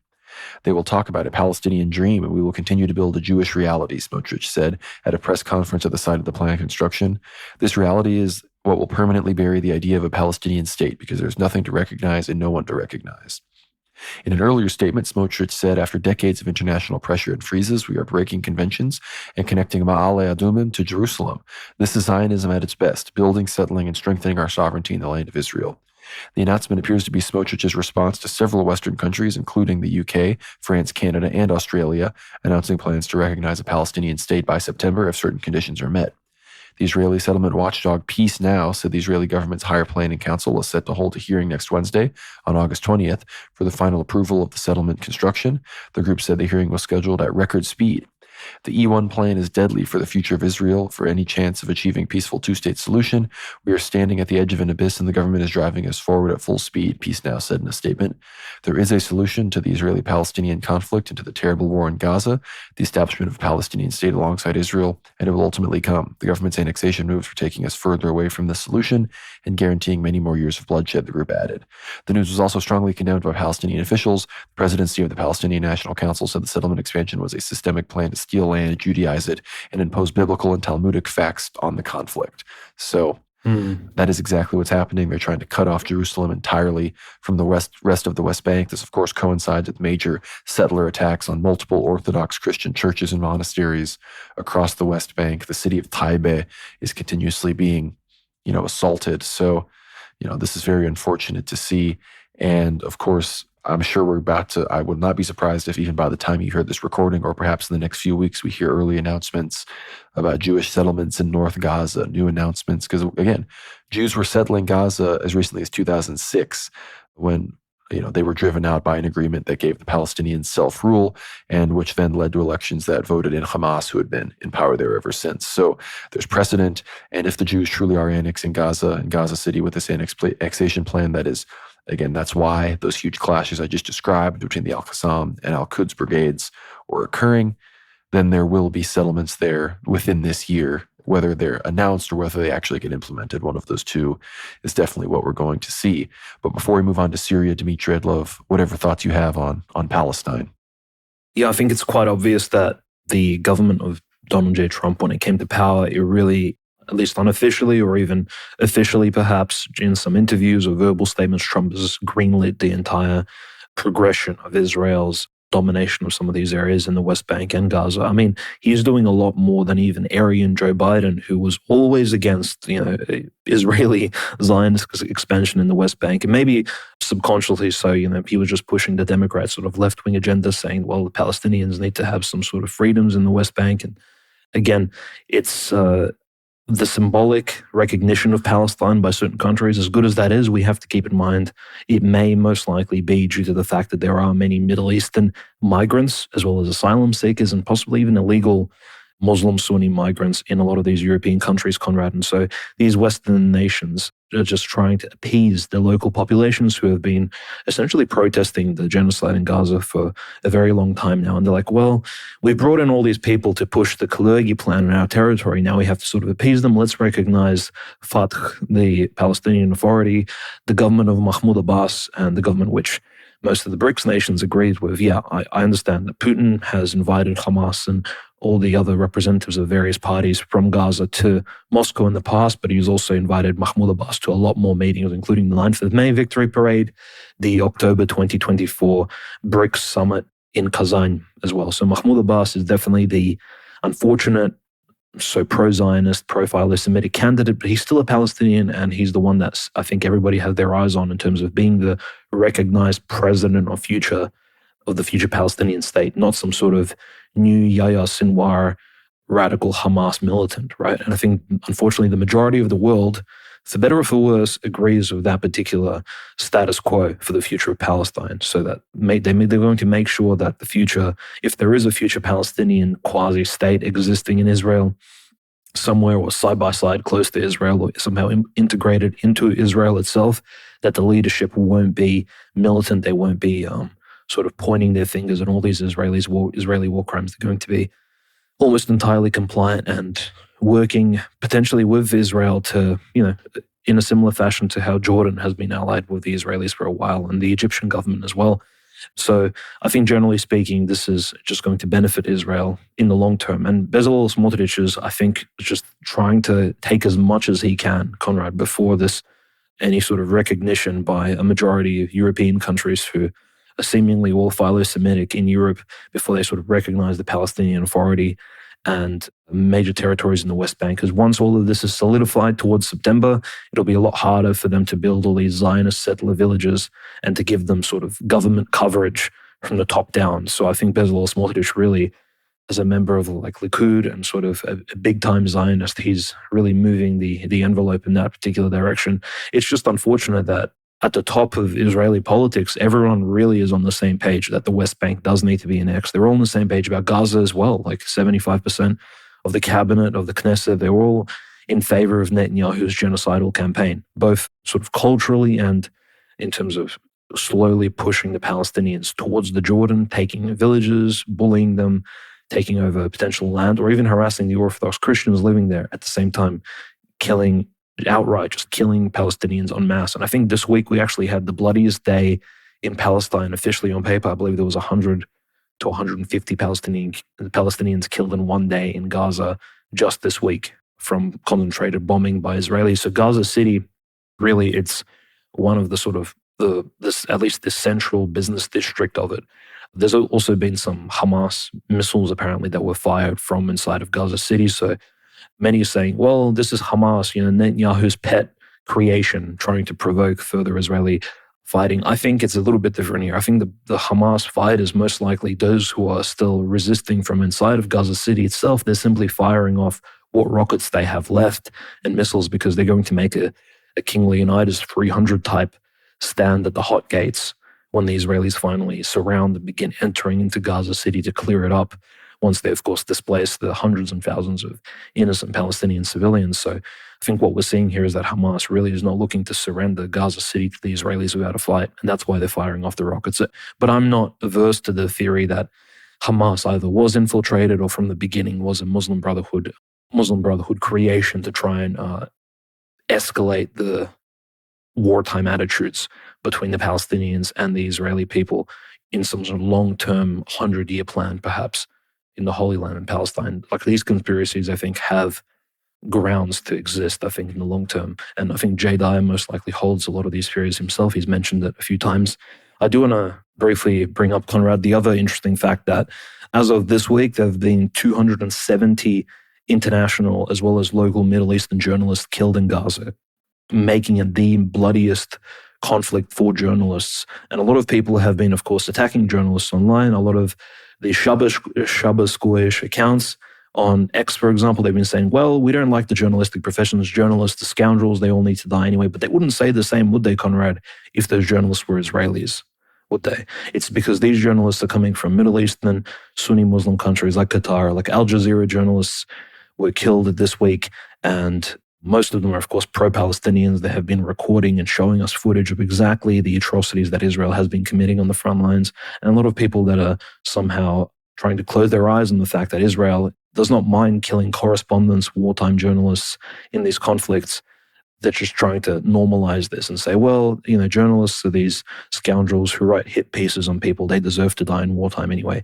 They wouldn't use that sort of harsh and inhuman rhetoric if the journalists were Israeli, because they would know that what kind of backlash would come from social media and the cancel culture, how that would lash out against them if they dare say that a Jewish journalist's life is worth, less than that of an average journalist, as you know. So we just have to keep in mind, though, like, what does Qatar actually plan to do? If a lot of their best journalists from Al Jazeera are being killed, like, is Qatar still willing to stand behind Israel? And at this point, the Emir of Qatar from Doha, he does seem to close his eyes on the fact that some of his most talented people are being killed in Palestine, Gaza, and the GCC, the Gulf states, they still stand strongly and firmly behind Israel, behind these potential plans of mistreating and displacing Palestinians to some sort of faraway land, be it Libya, sort of a freshly recognized Somaliland or somewhere else.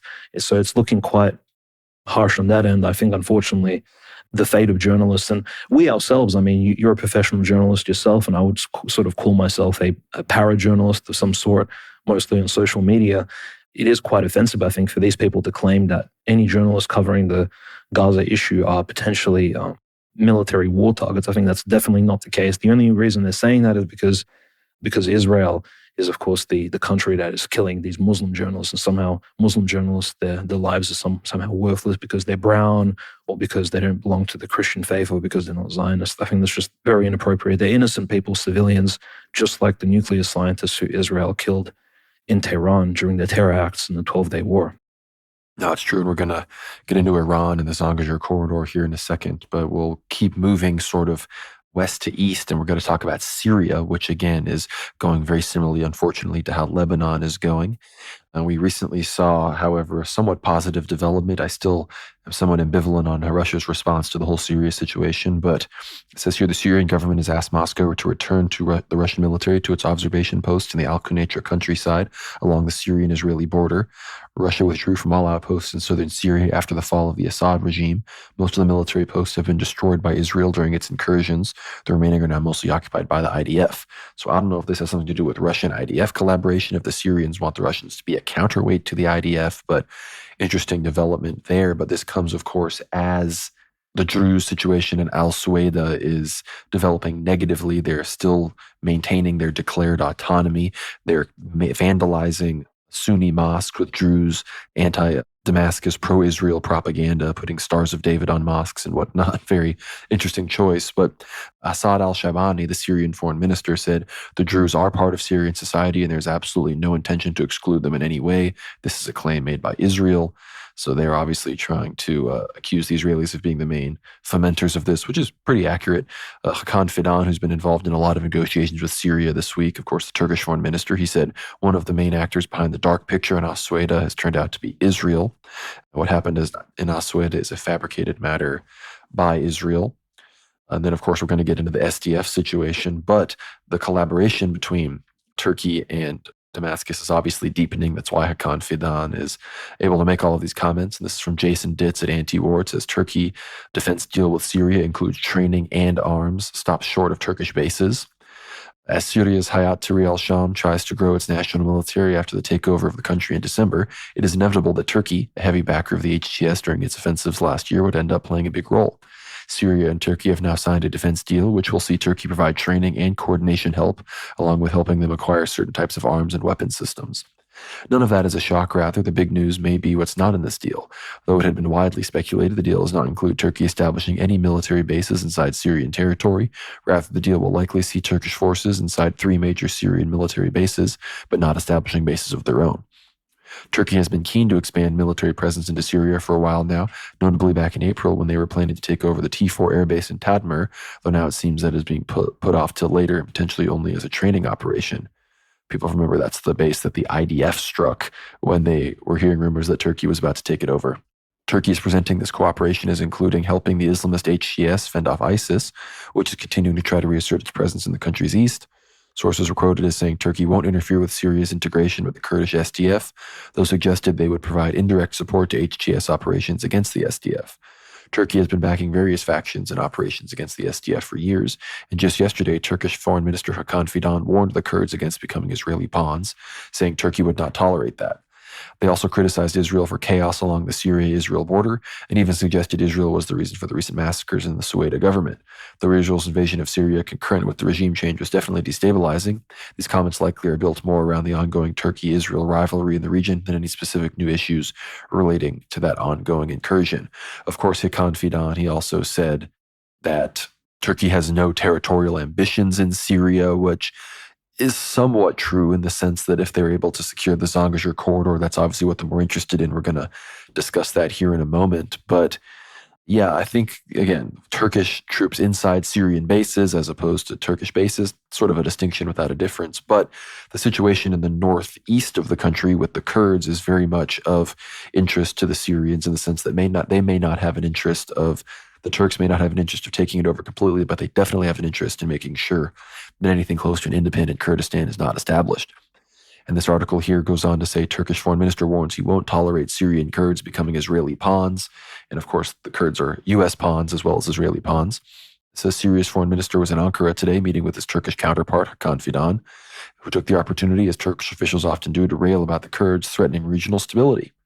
This time, the warnings were directed at the Kurdish SDF and their primary component, the YPG. Fidan accused the YPG of stalling for time because a rough outline of a deal to integrate with the Syrian military hasn't advanced as quickly as he expected. He warned that Turkey will not tolerate the SDF threat to their security. Fidan also drew Turkey's primary regional rival Israel into the mix, saying they were undermining Syrian stability, and warned the Kurds were becoming Israeli pawns by not complying with Turkish and U.S. demands to immediately disarm. The SDF has been insisting on advancing the plan to integrate into the Syrian military through negotiation, saying unilateral disarmament was not up for negotiation. They attempted to hold a conference in Paris over the weekend discussing the integration process, but the Syrian government refused to attend. The government position on this is somewhat nebulous because on the one hand, they're pushing to advance integration and holding some talks with the SDF, but then there are also reports of them clashing with SDF forces in Aleppo, attempting to blame the Kurds, and then subsequent claims that the whole thing never happened at all. The SDF has taken a position that they conditionally will integrate, but has been unhappy with attempts by the Islamist leadership in Damascus cutting them out of the political process and is trying to use integration as a way to get a seat at the table. Meanwhile, the U.S. position is that federalism inherently doesn't work and the Kurds are lucky enough to be allowed to integrate at all. They need to unilaterally disarm come what may. This position is espoused by U.S. envoy Tom Barak, though as he often does, he at the time praises the SDF for supporting integration on paper as vindication of his position. Tom Barak obviously is going to be in clue with Turkish interests and is acting in their interest in Lebanon and is clearly going to be acting in their interest in Syria as well. You know, we may have to discuss the Turkish occupied government question, but unfortunately, Turkish agents in America do still get prosecuted. Look at Menendez, the senator from New Jersey, who was, receiving gold bars from Turkey and Egypt and whatnot and is now, in jail. Turkey, as the closest ally to the Syrian government, is more straightforward. General hostility to anything resembling Kurdish autonomy. Fidan is continuing that position, though. The attempt to tie them closely to Israel, which is operating on the opposite side of the country, is somewhat unusual. Israel, for its part, indeed does see itself aligned with Kurdish interests to some extent, yet Israel's land grabs in the southwest are largely about territorial expansion, couched as protecting the Druze minority, and Israeli talk of establishing a corridor connected to Kurdish territory seems plainly a long shot and one the Kurds clearly aren't banking on. So that's the situation with the SDF, who, again, largest armed faction that are currently not integrated, 100,000 troops, and they very much have the opportunity to potentially change the entire landscape regarding Syria. But as far as the situation in Iran goes, which we just discussed, Iran is, of course, worried about these snapback sanctions from the E3 and the EU coming as the JCPOA negotiations appear to not be going anywhere. The European E3 powers are clearly acting on behalf of the United States, and Iran is trying to make a deal. There was this leaked story from Reuters. Supposedly, Ayatollah Khamenei had ordered his negotiators to start direct negotiations again with the U.S., but that was quickly debunked by Iranian sources who said you would not hear that from a news source first. You would hear it from us directly. So as of now, no negotiations are ongoing. Israel, as well as Abbas Araghchi, the Iranian foreign minister, have been openly saying that the war could erupt again at any time, and there have even been media reports about how the Israelis are planning to restart the war against Iran as soon as this month in August, at the end of August. But they claim August to December is a very likely chance that the war ignites again, and that was why I made my comments before about Hezbollah being activated, because I think if this erupts again, it's not just going to be a 12-day war. This is going to be a whole lot deeper than that. So that's the situation there. But I think we have some other Turkish news as well where we will cap things out on. But the Zangezur corridor, very, very relevant. We've been discussing that for weeks and months, and finally, getting its sort of day in court, day in the media. And this is from Middle East Eye, Iranian press review, U.S. brokered Azerbaijan-Armenia deal, a great betrayal, a graveyard for Trump's mercenaries. That's the subheadline. The agreement reached at the White House between the leaders of Armenia and Azerbaijan to secure peace in the South Caucasus has provoked fury among Iranian conservatives, with one saying the region will be turned into a graveyard for Trump's mercenaries. Iranian politicians have hit out the plan to create the Zangezur corridor, a proposed land link between Azerbaijan and its autonomous exclave Nakhchivan with the involvement of U.S. forces. The plan also involves the corridor being developed by American companies and rebranded the Trump Route for International Peace and Prosperity, for the acronym TRIP. Ali Akbar Velayati, International Affairs Advisor to Iran's Supreme Leader Ayatollah Ali Khamenei, said, "Is the South Caucasus an unclaimed area that Trump can rent? The Caucasus is one of the most central regions in the world. The passage will not become a corridor owned by Donald Trump, but a graveyard for Trump's mercenaries." The Kayan Daily echoed Velayati, writing, "Finally, both Armenia and Azerbaijan have agreed to this great betrayal. They have opened the path to create a military and intelligence base for the United States and Israel in the north of our country." Kaya, which is run by hardline groups close to Iran's supreme leader, also called for the Strait of Hormuz to be closed to U.S. and Israeli ships. Ali Bagheri Khani, a member of the Strategic Council on Foreign Relations, also condemned the deal, saying, "This is not an issue Iran can easily ignore. Foreigners, especially the United States, wanting to enter the Caucasus region is unacceptable to Iran." Tensions between Tehran and Baku had already worsened before the agreement when Iran accused Israel of using Azerbaijani airspace during the 12-day war. Of course, this article goes on to also talk about the major water crisis in Iran, with Israel calling on an uprising. It says, in response to a video from Israeli Prime Minister Benjamin Netanyahu about Iran's water crisis, Iranian Parliament Speaker Mohammad Khalibaf called Israel the world's #1 water thief. Netanyahu has released several videos addressing the Iranian people since the start of Israel's attacks on Iran. In his latest message, he referred to the country's water and electricity shortages and urged Iranians to rise up against their government. He also said that if Iran's government falls, Israel would be ready to share its expertise to solve the water crisis. Khalibaf responded on X, accusing Israel of stealing water from neighboring countries and comparing its policies to those of the Nazis in World War II. Referring to Israeli strikes during the 12-day war that hit a water treatment facility in northern Tehran, he wrote, "The 21st century Nazis struck the main water artery of northern Tehran in Tahrir Square with missiles in broad daylight to cut off water to the city. In the occupied territories and in Gaza, these same criminals have been the world's #1 water thieves for years, using thirst as a weapon to kill Palestinians." He said, "The crimes are always louder than their nonsense." Saeed Jalili, the Supreme Leader's representative on the Supreme National Council, has criticized the moderators who support resuming nuclear talks with the United States and other Western countries, calling President Masoud Pezeshkian's policies ineffective. Jalili, a politician close to Iran's hardliners and a former senior negotiator with the West, pointed to the recent Iran-Israel war as a victory for Iran and said that restarting talks would be a mistake. "You have defeated the arrogance that used all its power. You've reached a new stage, and then only a few days later, some of you say, let's go back to the same path of negotiations." So, obviously, I think the Iranians, when it comes to confronting the West in the Zangezur corridor, I think the obvious answer is they need to align closer with Russia. Russia is the one that allowed that to happen. Russia foolishly siding with Azerbaijan against Armenia, allowing them to take Nagorno-Karabakh, which allows them to have access even to the Zangezur corridor near the Nakhchivan exclave. Siding with them, who then immediately betrayed them, have been siding with Israel against Iran the entire time, working with Turkey, who, as we've discussed extensively on the show, have been slowly but surely angling to take over Russia's southern flank to challenge them for dominance on the Eurasian landmass.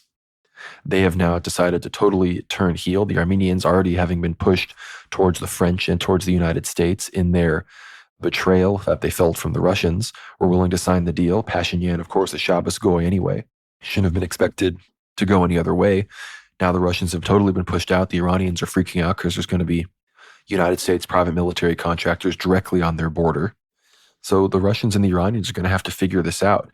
And whether that means they orchestrate regime change in Armenia, whether that means they really go after Turkey, or whether that means they, pressure Armenia to back out of a deal like this, I think, unfortunately, it appears that the cake has already been somewhat baked. So I'd love to hear your thoughts on that, Dimitri. But the final Turkish news here, and this is from Sprinter on X, it says the Turkish army is expanding its presence in Cyprus.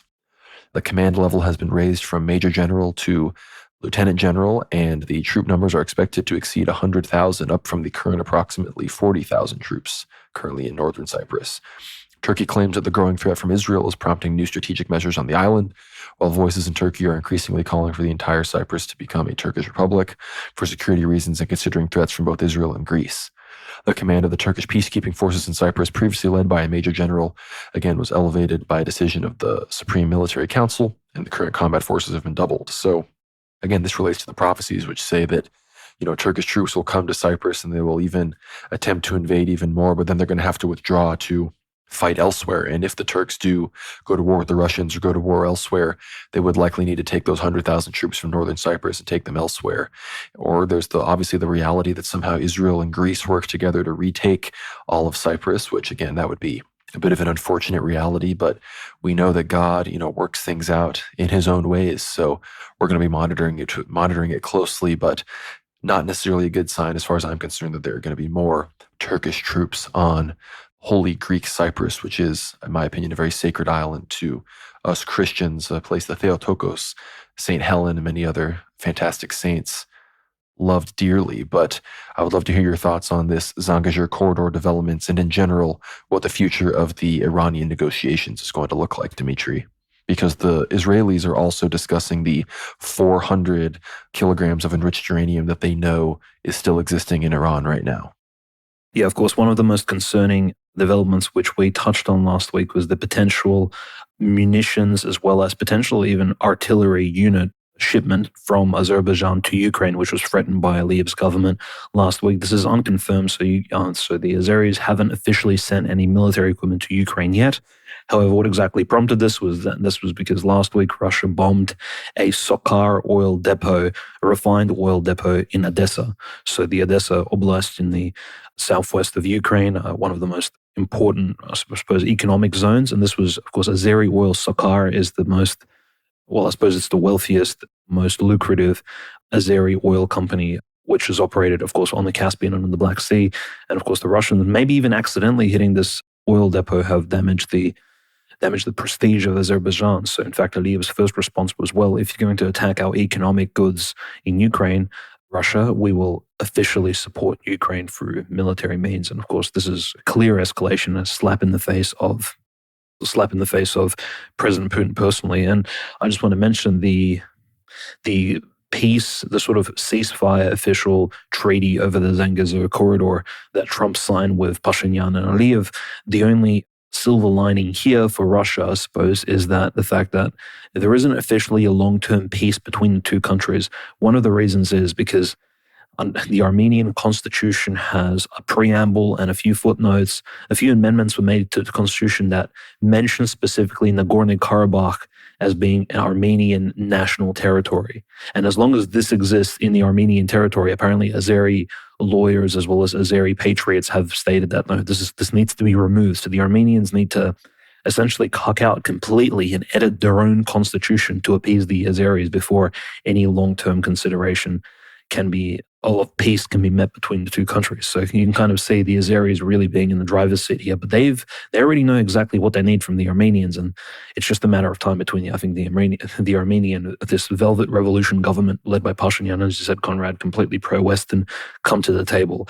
The only positive thing that Russia really has in Armenia at the moment is its military base located in Gyumri. This is, of course, a Soviet-era base.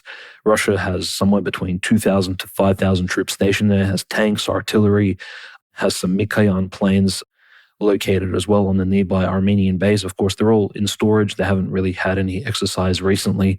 But we know, historically speaking, if we're speaking about the Southern Caucasus region, just before the war of 888, so the 8th of August 2008, the 5-day Russo-Georgian War, before that started, 13 to 14 months prior to that, the Russians actually closed down both of their military bases on Georgian territory, and this prompted Saakashvili's hand in Georgia to essentially begin attacking the capital of South Ossetia 14 months later, Tskhinval. And before, of course, he entered into Tskhinval and South Ossetia and began, of course, killing locals. And the Russians responded under President Medvedev with very direct action and defeated the Georgian military and the air force there. The Russian, Saakashvili, I think, was very much the faith in his own military was bolstered by the fact that the Russian bases were removed. So in some way, as long as the Russians keep their base in Gyumri for the long term, and yes, it is somewhat isolated from the Black and the Caspian Sea, it's just kind of surrounded by enemies, similar to, in some ways, Latakia and Tartus, Russia can have a distinct presence in Armenia. I don't think under any circumstances President Putin or whomever, even Andrei Belousov, they should not remove that base from Armenia, because this is like their last Russian foothold in the region, period, at all, because Russians don't have any more bases in Georgia remaining, and the Georgian government at the moment is quite friendly. But keep in mind, the Russian hawks are always mentioning the fact that, yes, once Azerbaijan potentially joins NATO or becomes a NATO ally, there will be a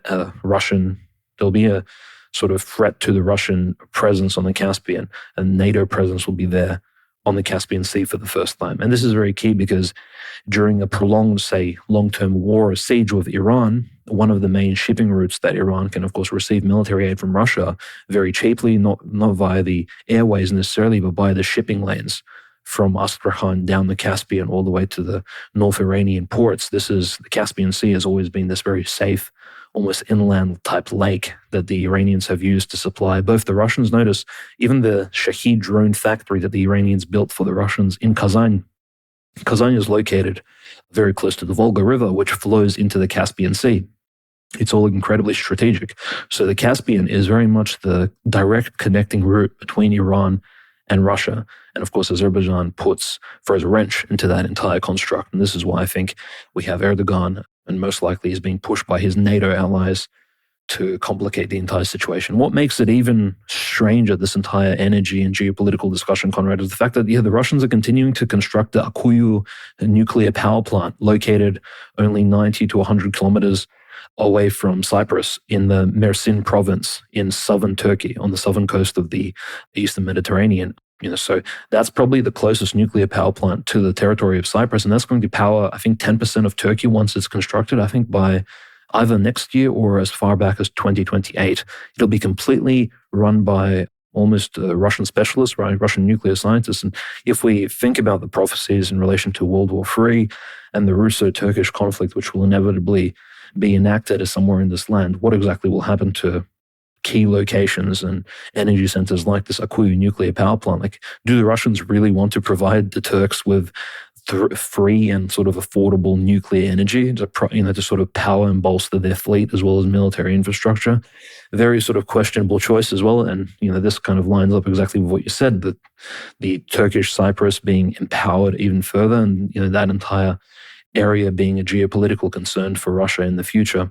Again, I don't think these are the wisest decisions for the Russians to be making here. So sort of keeping all of this in mind, we just kind of have to ascertain that I think Russia is very much just trying to retain as cordial and as amicable relations with these countries as possible, which is why it constantly thanks Erdogan, it thanks Hakan Fidan for giving them opportunities to speak about the Russo-Ukrainian conflict in both Ankara, Istanbul. They're very kind, very, even towards Aliyev personally, the Russians always bowing, always acting respectfully, because at this point, I think their focus is solely on the Ukrainian conflict, and they've completely almost disconnected themselves from the Middle East. Those concerns have been moved aside. Whether or not the Russians will answer to the Syrian call of moving troops to Quneitra province in the southwest of Syria, I think that's, I'm hoping, as much as I'd like the Russians to be peacekeepers in the region, I think this will only put the risks of Russians on the line, from both the jihadis on the east and, of course, the radical IDF Jews in the southwest. in the Golan Heights, because both of these people have been slaughtering innocents and attacking all kinds of everything from Bedouins to Druze to each other for quite a while now. And for the Russians to be positioned there without any leverage on either of the country, either the HTS-led Syria or Israel, is incredibly concerning. I don't think the Russians should be putting their Orthodox Christian soldiers on the line for either of these nations at the moment. And I think it's incredibly concerning and very visible. Like, we've always thought of Hakan Fidan as this very straight-edge, realist foreign minister, but him meeting with the foreign minister of Syria, Hassan al-Shibani, as well as the General Intelligence Service Director al-Salama, and Abu Qasra, the defense minister of Syria. Like, these are people who are definitely not just former HTS, but these are former jihadis, like Al-Qaeda affiliate people. And Hakan Fidan confidently meeting with them really shows you how dirty of a political game the Turkish elites really can play. They do not mind normalizing with even a former terrorist organization like, with the Kurds who've collaborated with the PKK. They don't mind working together. And of course, we know that Turks have worked with terrorists through the SNA before. In the Idlib province, they've trained them, they've empowered them against Assad. But now we clearly understand the Turks, in order to obtain regional prominence and geopolitical power, they're willing to work with whichever actors possible. It's really, I think we're really back to the Ottoman strategies of not just building janissaries, but building straight up jihadis to power them and to attack their enemies in the region. It's incredibly concerning. I'm not a big fan of this neo-Ottoman project, and who knows exactly where Turkey will strike next. We know its concerns are both economic, obviously building nuclear power plants, improving its navy, building the Turkic-Turanian belt, connecting with Turkmenistan, trying to build relationships with Kazakhstan that we spoke about last year, but also geopolitically, like HTS is very much in their pocket, the Kurds not so much, but Azerbaijan and Armenia, clearly they're working under the leadership and under the blessing of Erdogan. And of course, Erdogan, we haven't seen his interactions with Trump too much, really. I don't think him and Trump have really shared any strong words since Trump's inauguration. But we do need to keep in mind that Turkey does have the second largest army in NATO, and it is the one key player which really, I think, the mainstream media has not focused on. In a similar way, Conrad, to how we've tried to have our audience and our dear listeners who try to pay attention to geopolitics from a spiritual Christian perspective, to view the looming Iranian-Israeli conflict as a forthcoming reality. I think the inevitable reality of, essentially Christian nations fighting against the Sunni Muslim Turks inevitably will come to pass in the near future. So we have to pay very close attention to exactly how Erdogan plays his hand, how the Turks expand. And of course, the Zangezur corridor in America being present there is only going to provoke Iran and build this new Turanian belt, strengthen it. Unfortunately, Trump, what can we say? His appreciation for Christian geopolitics is very much if anything, he's a more proficient pusher of the Abraham Accords, a Kushnerite type neo-Zionist Kabbalistic foreign policy than anything Christian, really. Trump really hasn't said any fond words for the persecution of Christians in southern Lebanon or Palestine or Syria, for that matter. I don't think he said anything, actually, in relation to the persecution of Christians. If anything, we have J.D. Vance and Tucker Carlson really doing all the talking on that particular, and Trump seemingly is unconcerned for the lives or political interests of Christians in the entire Middle East. For him, it's all about money. It's all about showcasing the power of the US and, of course, defeating the enemy of freedom in the Middle East, that is Iran. So I'm hoping that this problematic state, Azerbaijan, right, under the blessing of Turkey, inevitably will only bring Iran and Russia closer over those security concerns in the Caspian. And I'm not saying Russia and Iran should do a joint special military operation into Azerbaijan if Aliyev threatens to join NATO, but maybe that will be the only thing that will sober up the NATO countries to show them that, look, expansion ends here. You cannot continue to include further more countries into NATO. You cannot continue to destabilize Middle Eastern nations. Like, no means no. Maybe this is the one deterrent which finally will put this Western Zionist expansion to an end, because sometimes you do need to act with force. No, I completely agree. And about to move on to Africa, but just to wrap up the Zangezur corridor issue, that same advisor who is Khamenei's top advisor, Ali Akbar Valieta, the same one who made the comment about the corridor becoming the graveyard for U.S. mercenaries, they said they would do that even without Moscow's help. And then this is all compiled in the Jerusalem Post. It says, Iran's Islamic Revolutionary Guard Corps has also responded dramatically in a statement titled Aliyev and Pashinyan on Zelensky's Road to Misery. IRGC political deputy Yadollah Javani provided perhaps the most revealing analysis of Iran's strategic thinking. His comparison of the Armenian and Azerbaijani leaders to Ukrainian President Zelensky, whom he accuses of inviting NATO into Russia's security zone and precipitating conflict, reveals how Iran frames this development within broader great power competition. Javani's warning that Azerbaijani President Ilham Aliyev and Armenian Prime Minister Nikol Pashinyan risk similar consequences by provoking Iran, Russia, China, and India positions the corridor dispute within Iran's preferred narrative of resistance to Western expansion. Moscow said it supported the summit in Washington between the U.S., Armenia, and Azerbaijan. It proposed implementing solutions developed by the countries of the region themselves with the support of their immediate neighbors, Russia, Iran, and Turkey, to avoid what it called the sad experience of Western efforts to mediate in the Middle East. And unfortunately, I believe it's going to go exactly that direction. I don't think we're going to see a peaceful Southern Caucasus.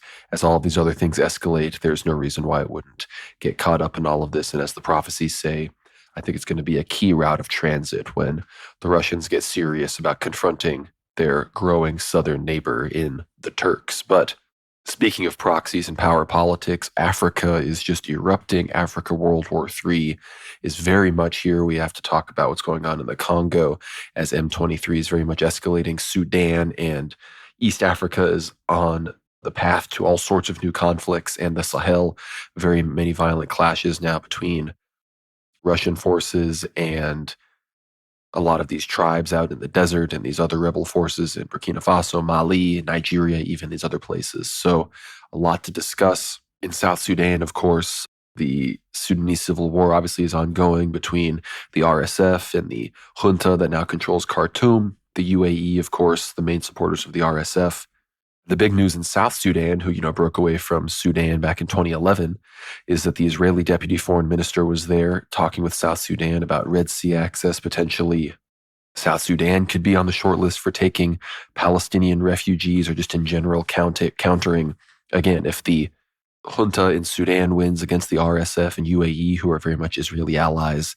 They're afraid that, there might be more and more of the Red Sea becoming fully aligned against Israel, as, of course, the Houthis control the Bab el-Mandeb Straits on one side.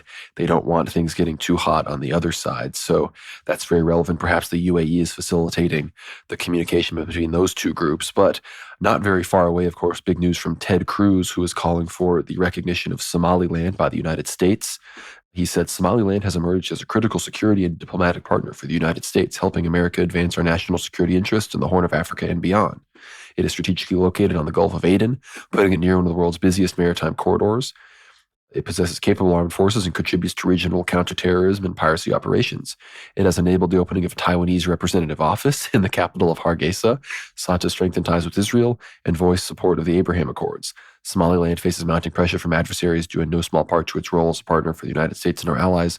The Chinese Communist Party is using economic and diplomatic coercion to punish Somaliland for its support for Taiwan, as well as to undermine that support. Despite these threats, Somaliland remains committed to forging closer ties with the U.S.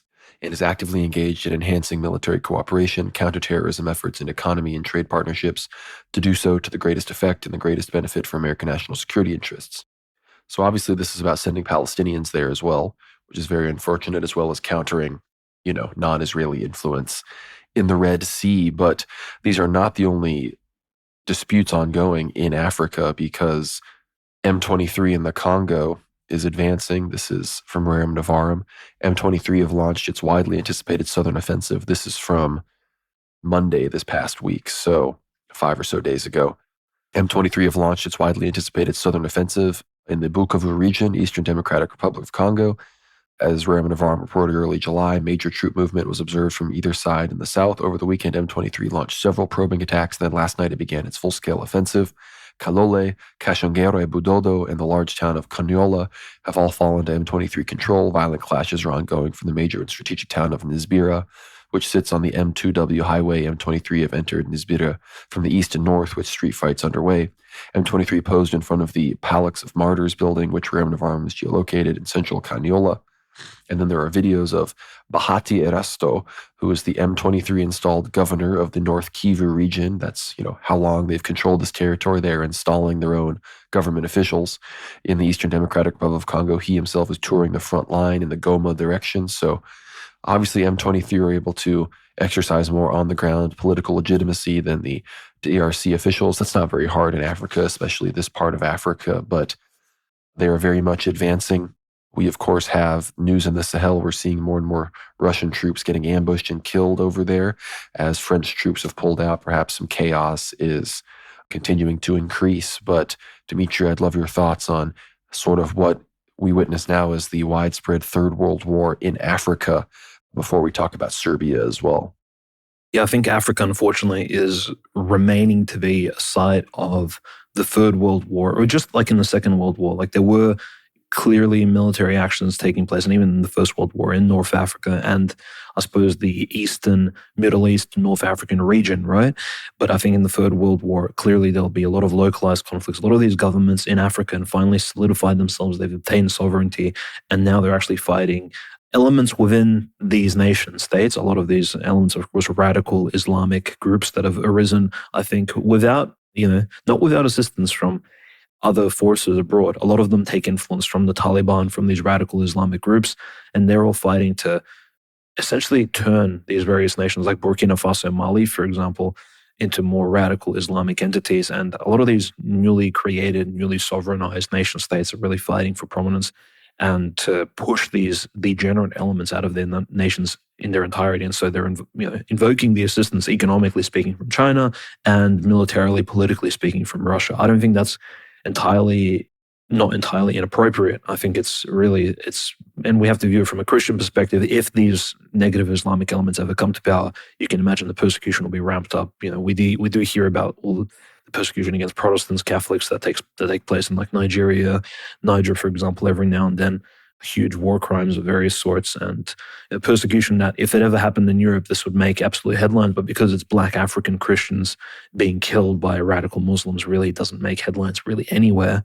So there's clearly sort of a racial divide in terms of interest going on here. But nevertheless, we still are watching these front lines. And of course, the one important, very key country that very soon will stand up off of its knees since the revolution of 2011 is Libya, with Field Marshal Haftar gaining more and more power and potentially, again, obtaining some assistance from the Russian Federation in the near future with the, building a relationship that he's constructing. But frankly, he's building a relationship with almost everybody.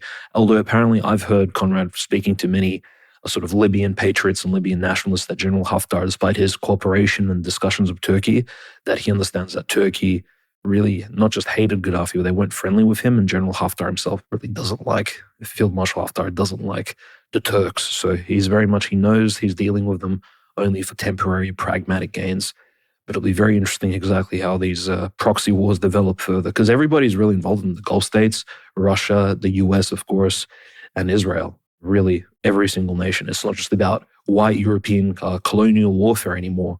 Really, it's almost every single nation around the world is trying to help either one or the other faction in every single conflict we see in Central and Northern Africa. And this is very key to understand. It's no longer a game in which you can blame whitey. Like, it's the white people, if anything, are the minority in a lot of these conflicts. It's mostly, as you can describe it, racially speaking, it's like brown, Asiatic people, Jews, and Black people collaborating on these various economic and geopolitical, sometimes spiritual projects.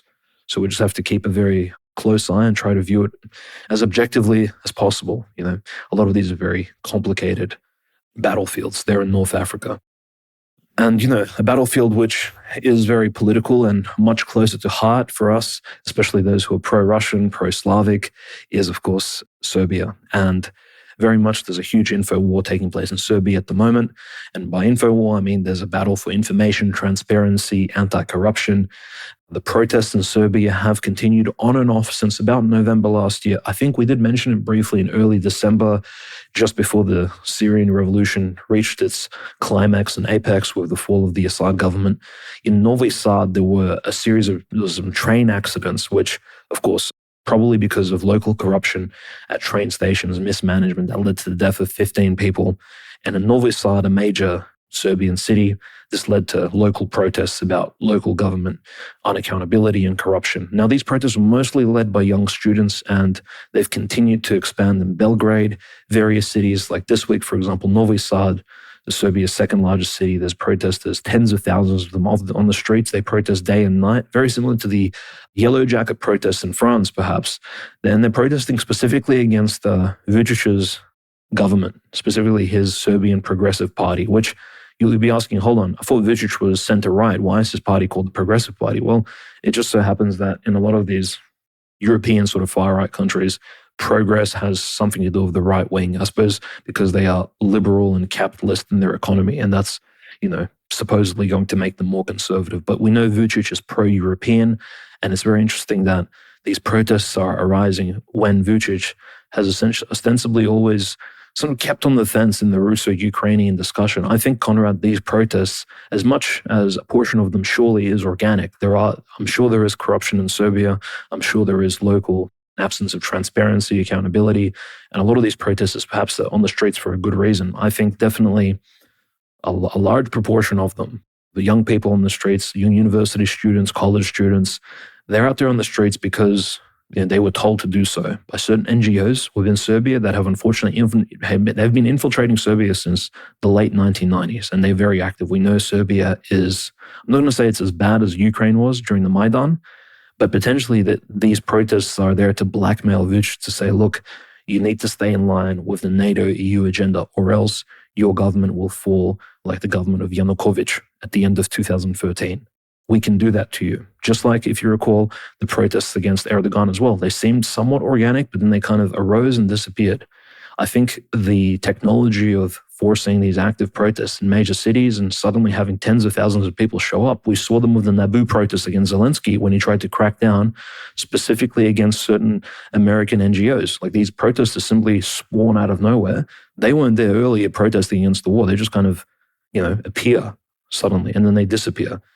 So in my understanding, these protests at the moment in Novi Sad, as bad as Vucic is, I think a good portion of this is these protesters are trying to scare Vucic to stay in line, to not lose his pro-Western, pro-left-wing leanings, and to remain somewhat anti-Russian, or at least critical of President Putin's foreign policy in Ukraine for the time being.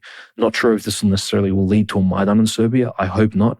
And if it does, hopefully a more right-wing government will come to power in Serbia that will finally deal not just with the Kosovo issue, but with the reunification of the Serbian people, the Republika Srpska question in Bosnia and Herzegovina, the Chernogorия question, the Montenegro, all of that. There's a lot of unanswered geopolitical, geographic, spiritual concerns that the Serbian people, I think, are getting tired of leaving it on the back burner, right? These issues really, there's more question marks, I think, in terms of Serbian culture than there are even what's happening in Russia since the dissolution of the USSR. Questions about borderlands of Kazakhstan. What is Russia and Belarus? What is the relationship between Russia and Belarus? How should the borders be really united? Are the countries finally unified today? The whole entire issue of Donetsk, Lugansk, the fact that they're very pro-Russian. In fact, they even consider themselves Russians, and that led to their local referendums in 2014. Serbia has exactly the same melting pot of concerns. And I think some of these protests, they're not trying to essentially address these concerns, but they may bring about their resolution and accentuation of some of those issues. Unfortunately, though, I do think we know who funds these protests. Regular right-wing folks, Conrad, they're not the wealthiest. They don't exploit people. They don't have the international EU backing. And we know the EU, in fact, has been very critical of the police that have been cracking down on these protests. Mind you, the protesters, they wear bicycle helmets, COVID masks, so they cover their faces, COVID masks plus sunglasses, almost impossible to sort of identify them. They use firecrackers. They buy flares from, emergency stores, from hiking stores. They buy all these other means by which to accentuate the effectiveness of the protest itself. I mean, protesting, in and of itself in European countries is an art. Sort of keep it from going violent, but keep it as effective as possible in some of these cities. But we haven't seen the burning of tires yet like we saw in Kiev. So hasn't reached that point, but definitely Serbia at the moment is very much in a very inflamed info war on the ground level.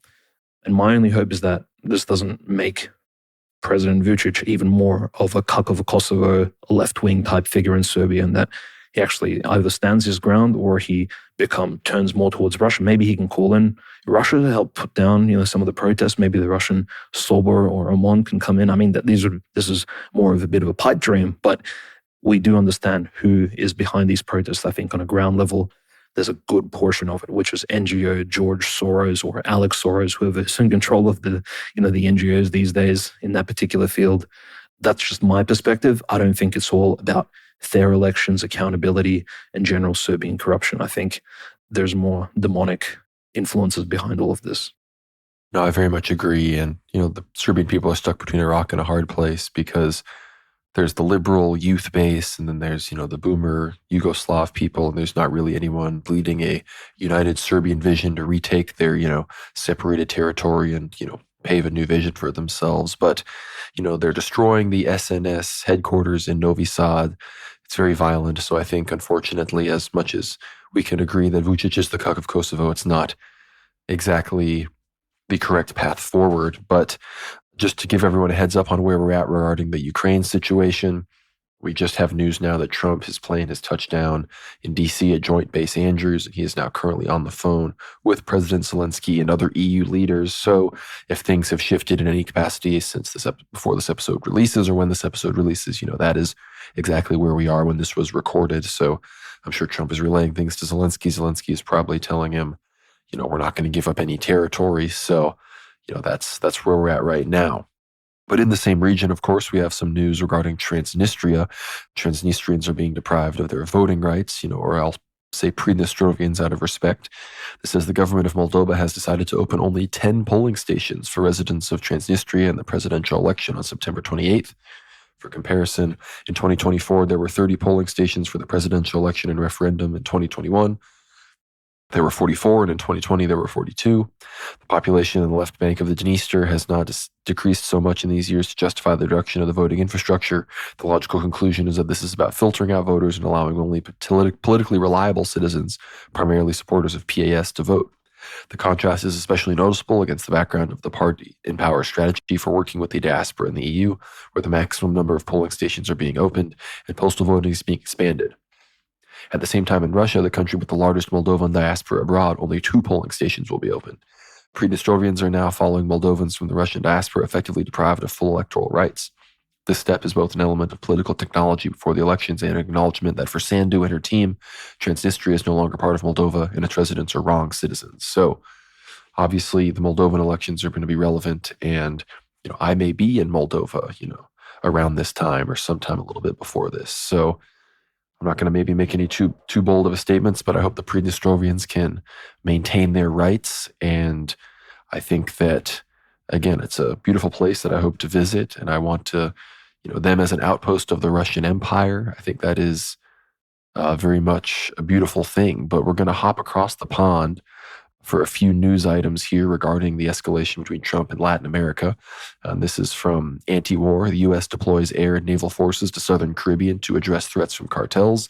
The Trump administration has ordered the deployment of U.S. air and naval forces to the southern Caribbean Sea to address threats from Latin American drug cartels, Reuters reported on Thursday, citing 2 sources briefed on the decision. The report didn't specify what sort of action the U.S. forces may take in the southern Caribbean, but the news comes about a week after the New York Times reported that President Trump secretly signed a directive to the Pentagon to begin using military force against Latin American cartels, including operations on foreign soil.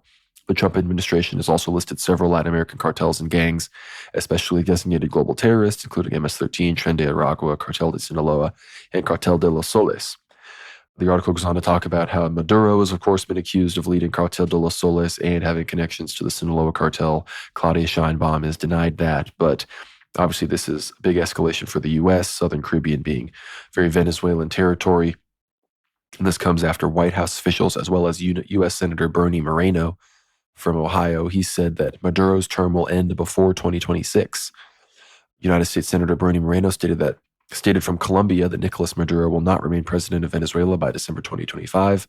The Republican senator currently visiting his native country of Colombia declared that the U.S. will treat terrorists as it has treated them in the past. In recent weeks, U.S. threats against Maduro's government in Venezuela have escalated significantly following the announcement of a reward of up to $50 million for Maduro, who's accused of belonging to the so-called Cartel de los Soles. These statements were made at a business forum to which President Gustavo Petro was not invited. Well, Gustavo Petro, who, is much more aligned with Maduro than people might think. He's obviously hugely pro-Palestine, so it would make sense he wouldn't be at a sort of neocon gathering like this. But the rhetoric against Maduro is obviously escalating very quickly, and if the U.S. is going to be having naval operations off the coast there, I mean, this just is even increased pressure. And of course, in response to, there have been major U.S. drones flying 600 miles deep into Mexico, photographing cartel-controlled territory. Obviously, the stuff that I just read and Trump's announcements about potential operations within Mexico. This is from USA Today. Mexican President Claudia Sheinbaum rules out Trump's reported military plan against Mexico's drug cartels. The United States is not going to come to Mexico with the military, Sheinbaum said on August 8th at her regular morning news conference. We cooperate, we collaborate, but there is not going to be an invasion. That is ruled out, absolutely ruled out. Sheinbaum's comments are in response to New York Times reports that Donald Trump has ordered U.S. military to target transnational fentanyl traffickers who use Mexico as a base of operations. So, obviously, I think she's just saying that. She has to say it. I'm not sure if Trump really wants to go into this cartel-controlled territory, if they're designated terrorist operations, if they're going to really be able to do anything about it. So, sorry, lady, but you are Jewish. And I guess the final story here from the Jerusalem Post about another front in World War III. The headline here, China will not invade Taiwan while Trump is U.S. president, Xi tells Trump.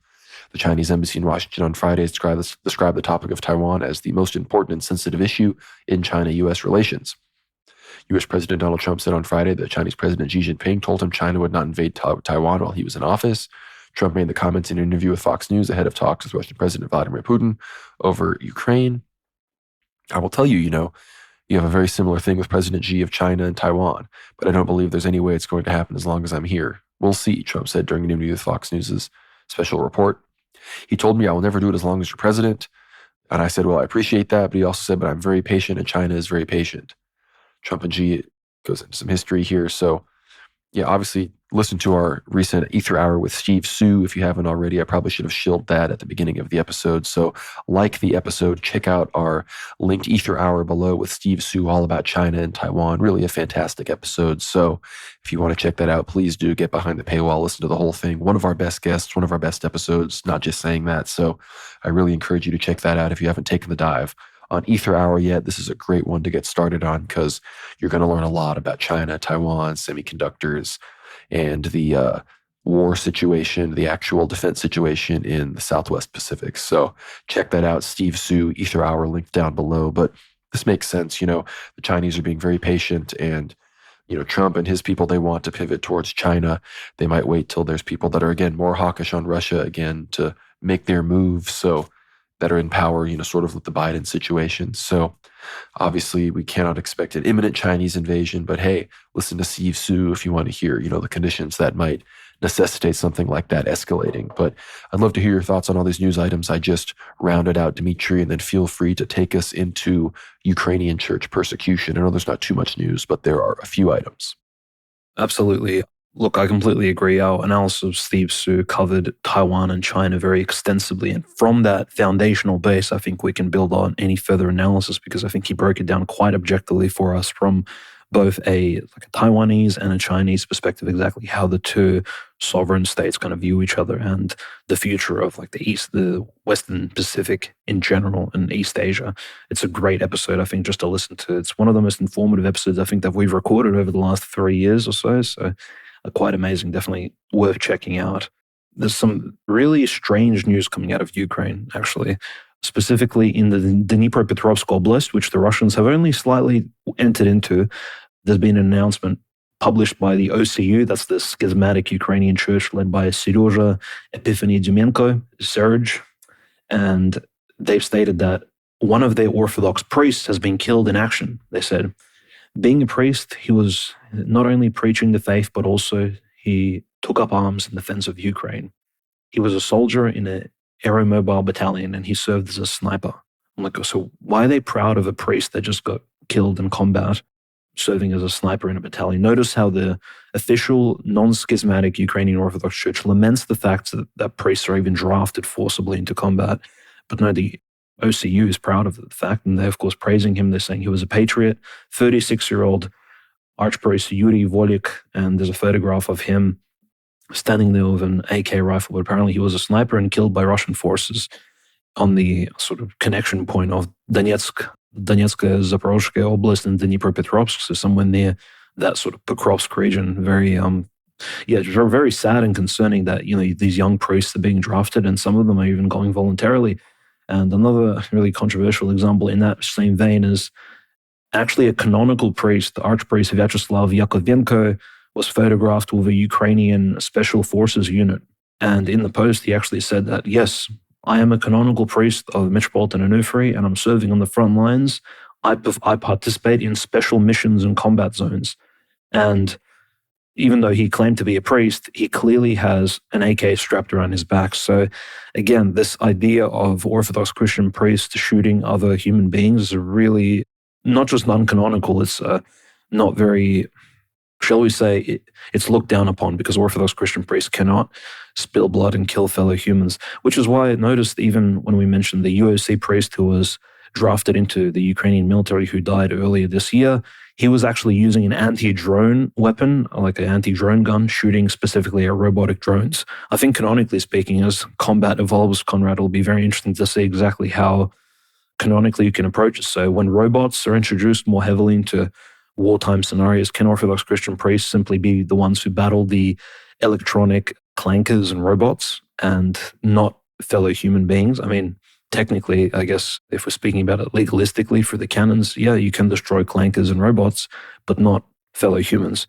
But in this particular case, yes, these two priests, and the Russian Orthodox Church has just said that, look, Archpriest Vyacheslav Yakovenko, he shouldn't have made that post. He's promoting military action for Orthodox Christian priests, and it's making Metropolitan Onufri look very bad, I think, generally, his particular canonical church. So that's unfortunate. The other really sad news actually comes from the western Ukraine region of Banchen Monastery, our favorite long-suffering and confessor of the faith, Metropolitan Longin, who we've spoken about so many times over the last 3 years. He mentioned that the court has taken away permission of him to have guardianship and protectorate over all of the adopted children and foster children that he was looking after all these years, for decades now at this point. He's raised so many kids who've been left without families.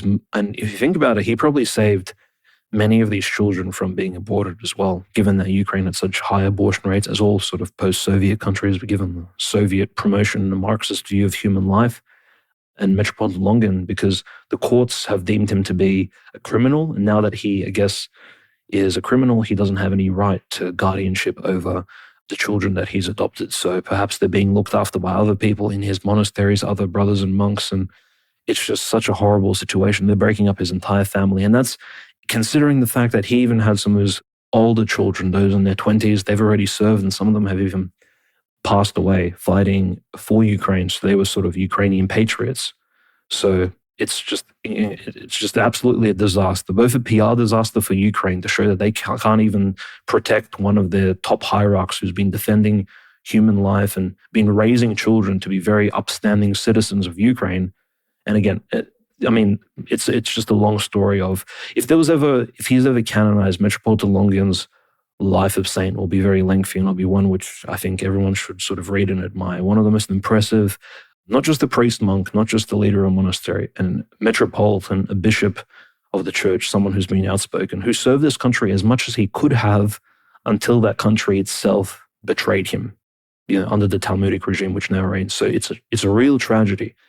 It almost sounds fictional, but it's absolutely real. So, yeah, very strange news coming out of Ukraine. But more positively, in the eastern United States, the Young Republicans actually held a Q&A session with Robert Amsterdam. If you recall, that is the lawyer who met up with Tucker Carlson. He's been sort of speaking about the persecution of the Ukrainian Orthodox Church and Metropolitan Onufri quite broadly online. I think he's even brought it about to J.D. Vance. And he's probably the reason him, Tucker, Father John Whitefoot, and his daughter, they've been very much responsible for, I think, giving a lot of attention to the issue of the persecution of the church, that there's active persecution of Orthodox Christianity in Eastern Europe, believe it or not, in these places which many people would consider either the second or the first world. Who would have known, especially during a war? And Robert Amsterdam, he held this really amazing Q&A where he, again, supported Metropolitan Onufri. Super important, especially given Metropolitan Onufri's recent status of essentially borderline illegality, apparently. And speaking of, some of our sort of favorite places and people. There's been an interesting series of clashes, Conrad, in the Svyatogorsk monastery outskirts, some sort of artillery shelling. We don't know if it's long-range Russian missiles or Ukrainian missiles, but a missile hit close by next to the Svyatogorsk monastery and it blew out the building windows of one of the monastery buildings completely. Now, we have to keep in mind that the Russians are only about 30 kilometers away from liberating the Svyatogorsk Lavra. This is the most important and biggest monastery in eastern Ukraine, currently still occupied by Zelensky's forces. So 30 kilometers away, not too far, especially given recent gains. And as soon as Russians close these newly sort of created cauldrons and they kind of roll out their full campaign, and you can expect this to be one of the biggest monasteries that the Russians will liberate in due course. So we can't wait for that time. And hopefully there'll be some maybe political prisoner exchanges that can release, at least force the Ukrainians to release Metropolitan Arsenius of Svyatogorsk so he can return back to his spiritual family and, continue to promote orthodoxy in the region, really, which he was doing prior to his imprisonment by the Ukrainian regime. So really good news there. And just generally speaking, I think the recent appearance of President Putin, his collaboration with the Patriarch, we've seen so many great statements from members of all kinds of churches, even the Greek Orthodox churches, all these various jurisdictions around the world, all of them praying for peace between Russia and Ukraine, praying that no malicious force stops the ceasefire or peace talks from taking place and for the world to sort of come together and to end the various conflicts. I think we kind of stand united in this particular message. And, this is kind of what we've promoted on the show for a long time now. And Patriarch Kirill, we have to give him his dues. He had a special prayer service, Molebin, for the ceasefire discussions in Alaska to go amicably between President Trump and President Putin. So we have to give him kudos there. And very importantly, I think one of the most interesting news stories of the week, Conrad, was the interview between Mother Agapia from the Holy Land, from Palestine, and Tucker Carlson, which caused such a stir online. And it really caused a lot of these semi-demonic figures to come out of the woodwork and really attack the Orthodox Christian nun for her anti-Semitism and pro-Hamas statements. And I think these were completely blown out of proportion. I think the interview was quite good. I recommend everybody go listen to it. And her statements, I can sign myself under 90% of them. I think she was completely accurate. And from what I've even heard from my family, friends, and relatives living in the Holy Land today, she described everything entirely accurately. And look, we're not the biggest fans of Tucker Carlson, but him bringing her on was, of course, a really powerful move that really now that displays who exactly the Zionists are in the media sphere. And there was a lot of people similar to even Steven Crowder attacking an Orthodox Christian nun simply for her appearance or something as low as that. Like, these people are really possessed by Satan to do certain things. Like, I would never even dare attack an Orthodox Christian nun or a clergyman for their appearance. That's stooping incredibly low. I think you'd probably agree, Conrad. No, I very much agree. And of course, we had all sorts of horrible Twitter characters across the spectrum. My least favorite types of people. You had Ridvan, of course. You had a captive dreamer, Martin, who I call captive homosexual. You had Eric Metaxas, a Greek who was raised poorly in the church and has since become a Zionist Protestant retard. A whole bunch of other people, a bunch of Jews, mostly Jews, 50% heterodox imbecile weenies, 50% just straight Jews. And that was who, of course, was mocking her appearance. People realize monastics don't even use mirrors. How are they going to shave? They're not supposed to be doing all of that. That's why male monks have enormous beards and female monks are going to be, they're not going to exactly look like they're preening themselves to try to be the most beautiful woman ever. That's quite literally the opposite of the point. So I hope that she is, basking in the grace I think that she will be getting from facing these slings and arrows from the world and these demons. So I appreciate her. I appreciate Tucker Carlson for having her on.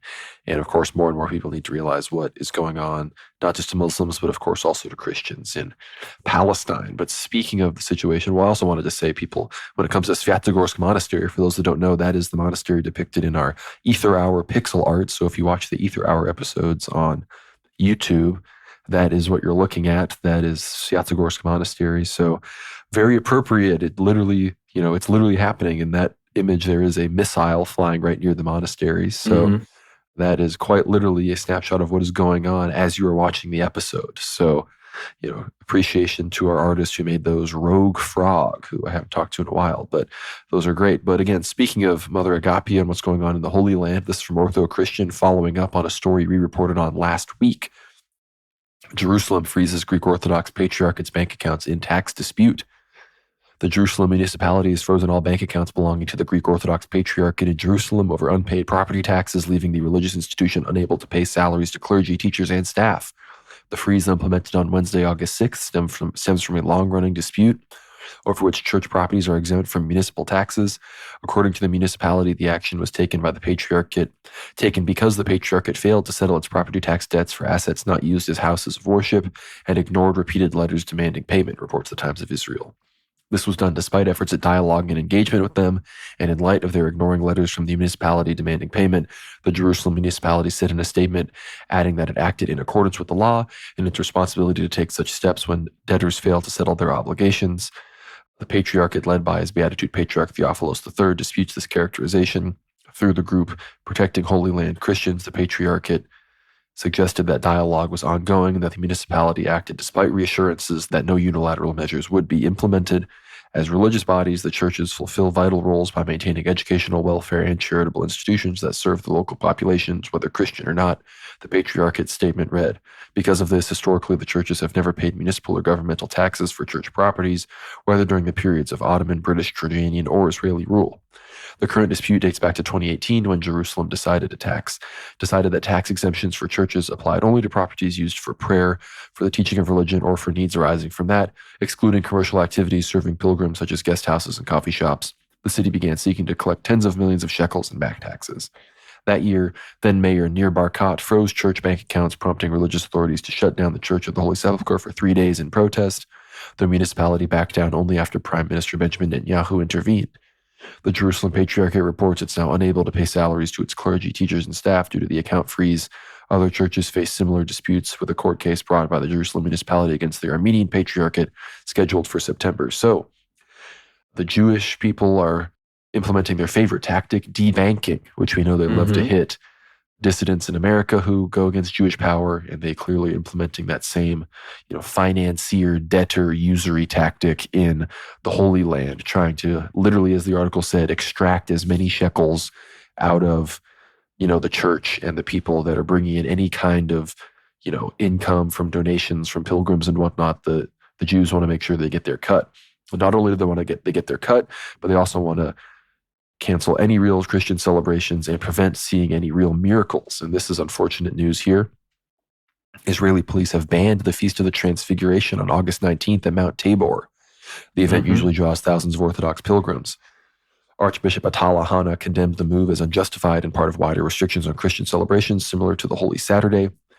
I'm not going to read the whole statement, but Archbishop Attala Hana said, yesterday, the Israeli police issued a statement announcing the ban on holding the celebration of the Feast of Transfiguration as they claim security reasons. Matters related to public safety is what they cited. I warn against the consequences and dangers of this action, which infringes upon one of the most important Christian feasts, recalling that something similar also happens at Holy Saturday in Jerusalem, as if there were a deliberate targeting of Christian holidays aiming to disrupt these feasts and intimidate believers from reaching the holy sites where these spiritual occasions are held. It goes on, the Israeli police decision to ban the celebration of the Feast of the Transfiguration is extremely serious. It is not within the police's authority to decide whether a religious celebration takes place or not, and the so-called security and other pretexts cannot be believed in any way. In past years, the mountain was crowded with worshippers and pilgrims, tens of thousands of them coming from various regions. During that time, visitors from all over the world came to participate in the celebration and witnessed the cloud that appears in the night of the Feast of the Transfiguration. We call for rejecting this decision and not surrendering or submitting to such arbitrary measures. We respect the issue of public safety and understand the security situation, but this must not come at the expense of the feast or this religious occasion, which takes place only once a year on the summit of Mount Tabor. Many are asking why our feasts are being targeted in this way and with pretexts that have no basis in truth. Is it an attempt to marginalize Christian religious occasions or an attempt to disrupt any Christian gathering at feasts and celebrations linked to this land, occasions through which Christians affirm their attachment to this holy land and their deep roots in its soil? We demand the cancellation of this decision. Security and public safety concerns can be addressed by other means, not by canceling the celebration and preventing believers from reaching Mount Tabor on that sacred night. So a very strong statement from Archbishop Attala Hana, who, again, was key in overthrowing the last Patriarch of Jerusalem, who was selling land to the Israeli government And he's been very critical in standing with the Palestinians in Gaza and making sure that a Christian voice is standing up against Zionism and Israeli genocide. So that's all the church persecution news I have this week. Everyone needs to be sure to not only check out our Ether Hour this week with Steve Sue, but also check out our Q&A thread if you do support us through the Ether Hour, through Substack, and are a paid subscriber. Ask us whatever questions you want. If you haven't asked a question yet, we want to hear from you. We would love to hear from some people that have never asked us a question before. We'd love some unique questions. Even if you think your question is silly, we would frankly rather hear a new, unique question as opposed to answering some of the questions we end up answering every single time. No offense to some of you, but we do end up answering a lot of very similar questions sometimes throughout the week. So ask some interesting questions. We would love to discuss whatever you guys would like. So check all of that out. It's going to be linked in the description down below. But with all of that, Dimitri, have any final words on World War III this week? No, absolutely. I just wanted to say, unfortunately, I was searching for a story regarding the Transfiguration if the Jews did intervene in Christian worship during the feast day itself a few weeks ago, but unfortunately I wasn't able to find any. And just like in 2024, it looks like they did shut down Mount Tabor for pilgrims. So yes, and that's one of the big special occasions, on the old calendar on Transfiguration, that miracle does happen. Some people see the holy cloud, others, depending, I think, on the person, some people see the holy fire. My parents, for example, it was one of the most special miracles they've ever seen in their entire life. They saw the holy fire in the cloud over Mount Tabor on Transfiguration, one of the most special feast days. And of course, the Zionists, out of alleged safety concerns and not allowing pilgrims to visit that, just a clear pretext, I think. So we just need to pray for all the people in the Holy Land, all the innocents, of course, who are suffering under the regimes of these technocratic, international, globalist, Talmudic tyrants, and of course, all the Christians suffering from persecution, which we covered quite broadly and we continue to cover week to week. Thank you for your support, everyone. Yeah, no, it's been a packed week, Conrad, definitely a lot of diplomatic, spiritual, and just geopolitical news, and just really the bread and butter of the show, I think. No, a very good show. Again, I think everyone was not disappointed, but even surprised at how little came out of that summit we discussed at the beginning of the episode. But hey, life moves on. The Russian troops continue to advance, so I think it could have been a lot worse. But with all of that being said, worldwarnow.co, that is our home base. Be sure to subscribe, whether or not you become a free sub, or if you want to get behind the paywall, support us. Keep the lights on here at the proverbial World War Now bunker. Support the show. Obviously, these weekly shows for free don't happen for free, so you not only get access to the hundreds and hundreds of hours of exclusive Ether Hour content, including this week's episode with Steve Sue, previous interviews with Father Peter Heers, Father John Whiteford, Abbot Trifon, Vince James, Cameron McGregor, all sorts of really, really great guests. So do not hesitate to get behind there. You also, of course, get access to the Q&A threads, which we have one up this week. So if you haven't got behind the paywall and you're thinking about it, well, this week's a great time to do it, because just for $7 a month or $75 a year, if you want to pay in bulk, it's a little bit less that way. You get to ask us whatever questions you want. We will answer them in an upcoming Ether Hour episode extensively. So be sure to do that. Again, all of that is going to be linked down below. worldwarnow.co, worldwarnow.substack.com. But be sure to subscribe on YouTube as well. Like the episode, whether you're listening on YouTube or Substack. It really helps us out.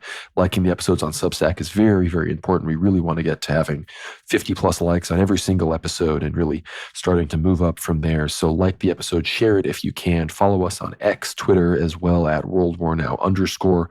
Follow me at GnomeRad. Follow Dimitri at WWN Host. Be sure to follow us on Telegram at World War Now Telly, 24-hour newsfeed, really important stuff there. Join the World War Now Discord, which is going to be linked below as well. We're in there all the time, going to be doing more things there in the future as well. So it's always a great time, a great community we've got there. All of that is, of course, linked in the description below wherever you happen to be listening. We're, of course, available on Apple Podcasts, Spotify, wherever podcasts are found. So thank you all so much for listening. Again, worldwarnow.co, that is our home base. Like the episode if you haven't already. If you haven't liked the episode, what are you even doing? Leave a comment. We'd love to hear from you. And with all of that, Dimitri, I will leave you with the last word. Thank you everyone for listening. Thank you for your support. Keep myself and Conrad in your prayers. There's a lot of very exciting things coming up, especially in mid-September. No spoilers. I won't give any. God willing, by your prayers and by the grace of God, things will come to pass and you will have some amazing content actually coming up. So the second half of the year is well and truly upon us as we head towards 2026. Great things coming. Thank you for helping us, give us the time and resources to make it all work. We really appreciate it. God bless. We'll see you on the next one.